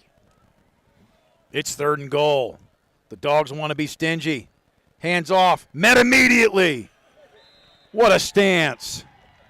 They stacked the box and brought the hammer. Number 52 leading the way for the Bulldogs. That's a nice job inside there. Ace Willits. Nice. That's a great name. Yeah. Ace Willits from that defensive line position brings up 4th and goal. Ace in the hole right there. Just yelled blackjack. That'd be a nice series if the Bulldog defense, a young Bulldog defense, could keep the Wildcats out of the end zone here. It might be. Seriously. if you're not if you're getting your reps right now against the first team, and you can stop a 1st and goal from the 4 with the ground and pound they've had in this drive, be a nice win. We'll see if Maldonado doesn't keep it and go off the edge, and they try to hook the edge, or they're going to go straight ahead. No, they're going to throw. Maldonado, he's going to scamper. Does he have enough room? Throws it. It's airmailed. It's incomplete, and they stop him. Hats off to the young defensive unit out there. That's a really nice series for that young unit in there. A couple nice stops on the ground inside the 4, and then force the pass on 4th down and kind of pin that receiver right against the end line, able to knock that one away out of bounds. So that is a nice turnaround. Clock running here as soon as the official marks it. 6:26 to go here in the ball game. Bulldogs going to up their record here at the end of the season, like many of us predicted. 7-3, nice solid regular season for the Bulldogs. Up at them in the ball game, 67-14. In a 7-3 season that feels like 9-1 just because you've been in every game. Yep. And the teams you've lost to are ranked in the state.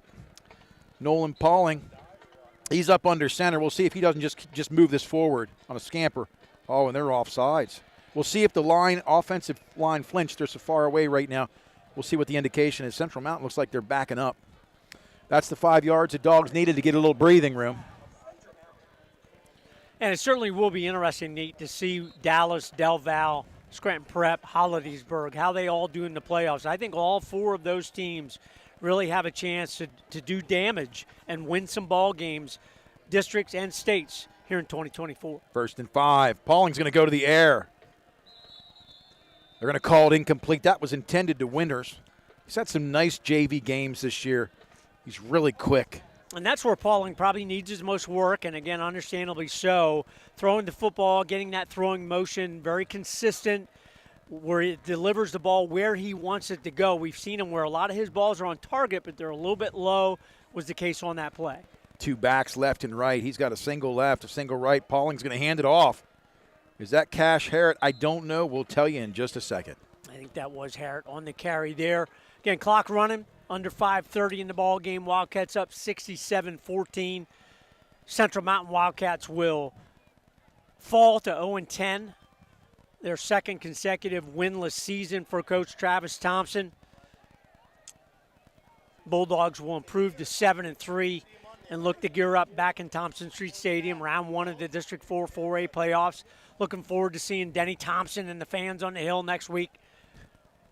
I was so confused. I'm like, it's only 3rd down. They brought the punting unit on. 3rd down and 2 for the Dogs. Pauling under center. He's going to keep it. He may have it. We'll see where they mark him. Twisted a little bit there on the edge. Yeah, they do mark it. 1st and 10, Bulldogs going to be able to keep this one. Hopefully maybe this 2nd unit can run this one out here, get another 1st down or 2. Nice win here on the road. Battle of 220 going to go to the Bulldogs for 13th year in a row. Pauling goes over the middle. Nope, up top, in and out of the hands of a receiver. Intended with a connection in the flats right around the 20-yard line. Incomplete. Going to bring up second and 10 for the Dogs. So a note that we didn't mention here early in the ballgame. So this is the 11th consecutive year that Jersey Shore has had a winning record, winning season. The longest stretch in the history of the program. Really nice time to be a fan of the Bulldogs. He's going to keep it. Pauling comes back outside, makes a man miss, gets a yard, maybe 2. Going to bring up 3rd down and 8, but the clock is moving inside of 4 minutes here. It's the 4th quarter. We're in Mill Hall at Central Mountain. Last game of the regular season, Week 10, Dogs up 67-14. What's really nice to see is how comfortable Pauling is with handling the football. He's not afraid to move it, to fake it, to do a lot of things, and that's really impressive for a freshman. Yes. Very impressive. Trips left. He's going to roll right. Option. Pitches it. Tackled immediately. That will be 4th down. Bulldogs will be punting. They're going to take their time here. Got Malk on the carry there, and their talent probably had the opportunity to take that one to the outside. So often we kind of criticize running backs for just running to the corner, but he did have a lane there to the outside. Turned it back to the middle, held the no gain here. So the Bulldogs on to punt this one away. You know, and this is one of those incidents, and I'm just going to say that You have Evan Snyder who's been on the sideline for a while to come out and punt. I always say, man, I hope you're stretching out. I hope you're keeping the legs warm. Snap is back. High kick, returnable, 50-yard line. Makes a man miss down to the outside. Good tackle right around the 44-yard line. Official right there on the spot. So 2:44 to go. Central Mountain, you can sure bet they want 7 more. Yeah, you're going to see probably a heavy dose of Maldonado and Jake Weaver, number 2, trying to get that one final score on the board here for their season in 2024. It's been a tough one for Central Mountain. Second consecutive year without a win. Been really tough for them. They just have not been able to put together any offensive consistency, and that's really what that program needs to figure out between this year and next. In the shotgun, Maldonado, it's a left-to-right motion. They got a tackle eligible here. Quick pitch, right side. They have the wall of blockers out there. Cuts back. He may go to the house. Inside the 20. Tackled at around the 17-yard line. Boy, that was shifty. They brought the jumbo package from left to right. Had the wall of blockers. Really looked good there. Well, we've said all along, you look at Central Mountain from an athlete perspective, they have some athletes, without question. It's just, can they get their systems in place, become more consistent with what they're trying to do on both sides of the ball? The Dogs have been stingy inside the 10 tonight in the second half with the second unit, and they're playing great. Right to left motion, Maldonado in the shotgun, trips left. He's going to hand it off. Good cutback. Down to the 10, inside the 5. Does he get in the end zone? Down around. Boy, he's right around the goal line. Yeah, penalty on the play there at the 15. Probably a hold. And it is holding against Central Mountain, so that will negate a nice Jake Weaver run. We are under a minute 50, right at the 140 mark. Clock does stop, and I didn't think it stopped on a penalty in the mercy rule. I thought it kept running. Coach, is that right? Mercy rule, does it stop on a penalty? I did not think it did, and they have stopped it all night tonight. I thought the only 2 times in mercy rule stopped it is if you score or there's an injury. Well, right now we should be down to 20 seconds, but it's a minute and 40, and the only good news for Central Mountain on that particular play is they got the benefit of the clock. Yeah, and really it's irrelevant. Give your kids some extra reps and maybe 7 more, and at the end of the day, it's a touchdown, and it really doesn't matter. The Dogs have really played well tonight. Maldonado in the gun, left to right motion. Minute and 15. Maldonado going to run the option. He's going to keep it. He's got a wall of blockers. Can they get to him? 20, 15, 10, out of bounds at around the 4-yard line. No laundry on the boy. They're going to give him the 2. Heck of an effort there by Maldonado. And again, perfect example. They are just really trying to get one final score here for the Central Mountain Wildcats. And again, nothing wrong with that. Maldonado almost able to stretch that one in. Comes up just a little bit short. Right now, Central Mountain trying to get up to we got 40 seconds to go. We need 7 more. See if this defense can't stop them. Maldonado in the gun, left to right motion. Where do they go? He keeps it.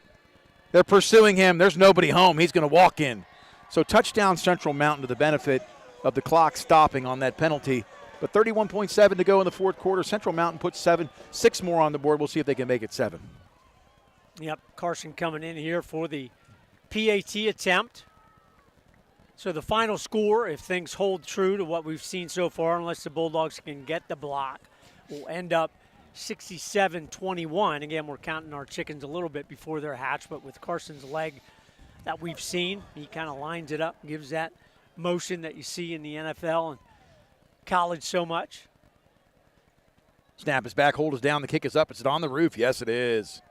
Beautiful kick. He's going to have a nice career. Nice career. So, again, Nick Severini with the call of Montoursville all season long, and you'll see the Warriors in the playoffs. Those games will be audio only as they've been throughout the year. LHU, Nick on the call as well. On the road tomorrow, tough game at East Stroudsburg, who goes in at 6-1. Bald Eagles were able to get a win over the Bloomsburg Huskies last week, 35-32, to go to 3-4 on the season. Have a chance to get to that magical 6 wins, but have to get 3 tough wins. Again, Sean and I were talking about it in the pregame. They have a chance at Ship. They have a chance at Gannon and certainly have a chance against Westchester. But they got to get all three to have a chance to go 6-5 and break that long losing streak for LSU. But Coach Mulrooney and his staff have done such a better job. They are much, much more competitive. You look at the scores, they are in almost every ball game. And the PSAC, again, has several teams, 3 or 4, that are ranked in the top 25 of the NCAA Division II. But, again, Nick Severini on the call with that all season long. And you'll hear us next week, again, audio only on the YouTube channel, Sheilands Grove at Thompson Street Stadium, District 4, 4A first round. Kick is squibbed. Return. Nice pickup by Winters. Gets back out past the 25 to 27. But he did a nice job of just fielding that ball. Very athletic. So, again, this one's going to end 67-21. Bulldogs will go to 7-3. Wildcats go to 0-10. First round of the District 4 4A playoffs again next week. Thompson Street Stadium against the Sheilands Grove Seals. We will do a very quick wrap-up afterwards, our player of the game, and maybe 1 or 2 out-of-town scoreboard. We want to see that coal bucket score and maybe 1 or 2 others as well. And then we will call it a night here from Mill Hall. Bulldogs taking our final, 67-21 Bulldogs. We'll take a quick break. We'll be back with the post-game ceremonies here. You're listening to Jersey Shore Bulldog High School football on the Bear Country Sports Network and CentralPASports.com.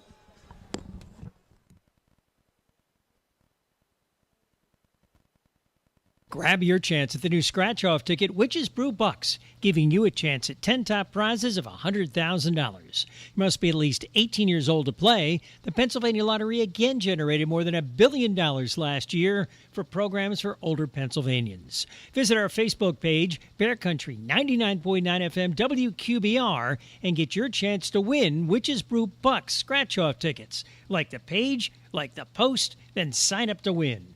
From the Bear. WQBR 99.9 FM. Doug Byerly, Nate Carpenter, Ben Schwartz, Coach Sean Hale, out-of-town scoreboard brought to you all season long by Susquehanna Trailways.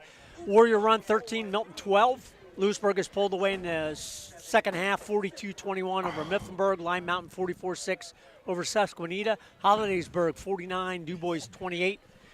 Muncie will win over Hughesville, 27-14. Nice win there. Bald Eagle Somerset still 15-14. And where's that cold bucket game, Coach? Bellefonte will lose, but still make the District 6 playoff, 34-7 over Richland, 49-0 Danville over Selinsgrove. Southern 53-6 over Schick. In the Battle of the Bridge, Loyalsock will win over Montoursville. They have won 21-7. Shamokin has broken that cold bucket game, 21-0. Shutout the Red Tornadoes at the Silver Bowl. That is a heck of a win. Dallas wins 28-7 over Lake Lehman, and we will call that a wrap with our last regular season out-of-town school board here tonight. Player of the game is all we have to do here to wrap this one up. Again, our player of the game brought to you all season long by Evergreen Wealth Solutions and Todd Rischel in Williamsport. As Nate says, the color of money when you think of Evergreen Wealth Solutions. Please give them a call at 570-601-6960 for our player of the game, brought to you all season long. And we kind of called this one at halftime with the play in the first half. Zeke Sechrist, our Evergreen Wealth Solutions and Todd Rischel player of the ball game, had that pump block early, had a couple tackles for a loss as well. Really played well, kind of in lieu of Slate Sechrist tonight with number 54 on his back. Zeke Sechrist with our Evergreen Wealth Solutions player of the ball game. Bulldogs win 67-21 to go to 7-3 on the year. Doug, I'm going to wrap up my end. I'm going to take myself home, and you're going to take us out.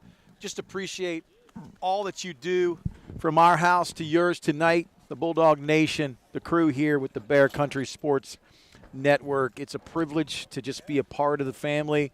To Dr. Dave and Karen back at the network, to Jim Carpenter, always tuning in from home and sending us important stats and information, time of possession, to Coach Hale, to Vince Schwartz on camera, the main man that I get to work with, Doug Byerly. It's a privilege, but what a great night tonight to see a lot of the second, third tier guys get some reps, some really good, third and fourth quarter reps, the future. We got to see that kind of unveiled tonight. They played tough. They were stingy at times. But the Bulldog just scored in bunches and got some guys the much-needed rest they needed tonight. the Slates of the world, the Seacrest, other players that got the necessary rest. Brody Hurt came back with fresh legs, and they did a lot of nice things through the air under the leadership of Elijah Jordan. Hats off to Zeke Seacrest for the player of the game. It's always a great day to be a Bulldog. Again, the final score, Jersey Shore 67, the Central Mountain Wildcats 21. Again, you will hear us and see us if you're in the house next week at Thompson Street Stadium, first round of the District 4 4A playoffs against the Selinsgrove Seals. Look forward to seeing you all there. You're listening to Jersey Shore Bulldog High School Football on the Bear Country Sports Network and CentralPASports.com.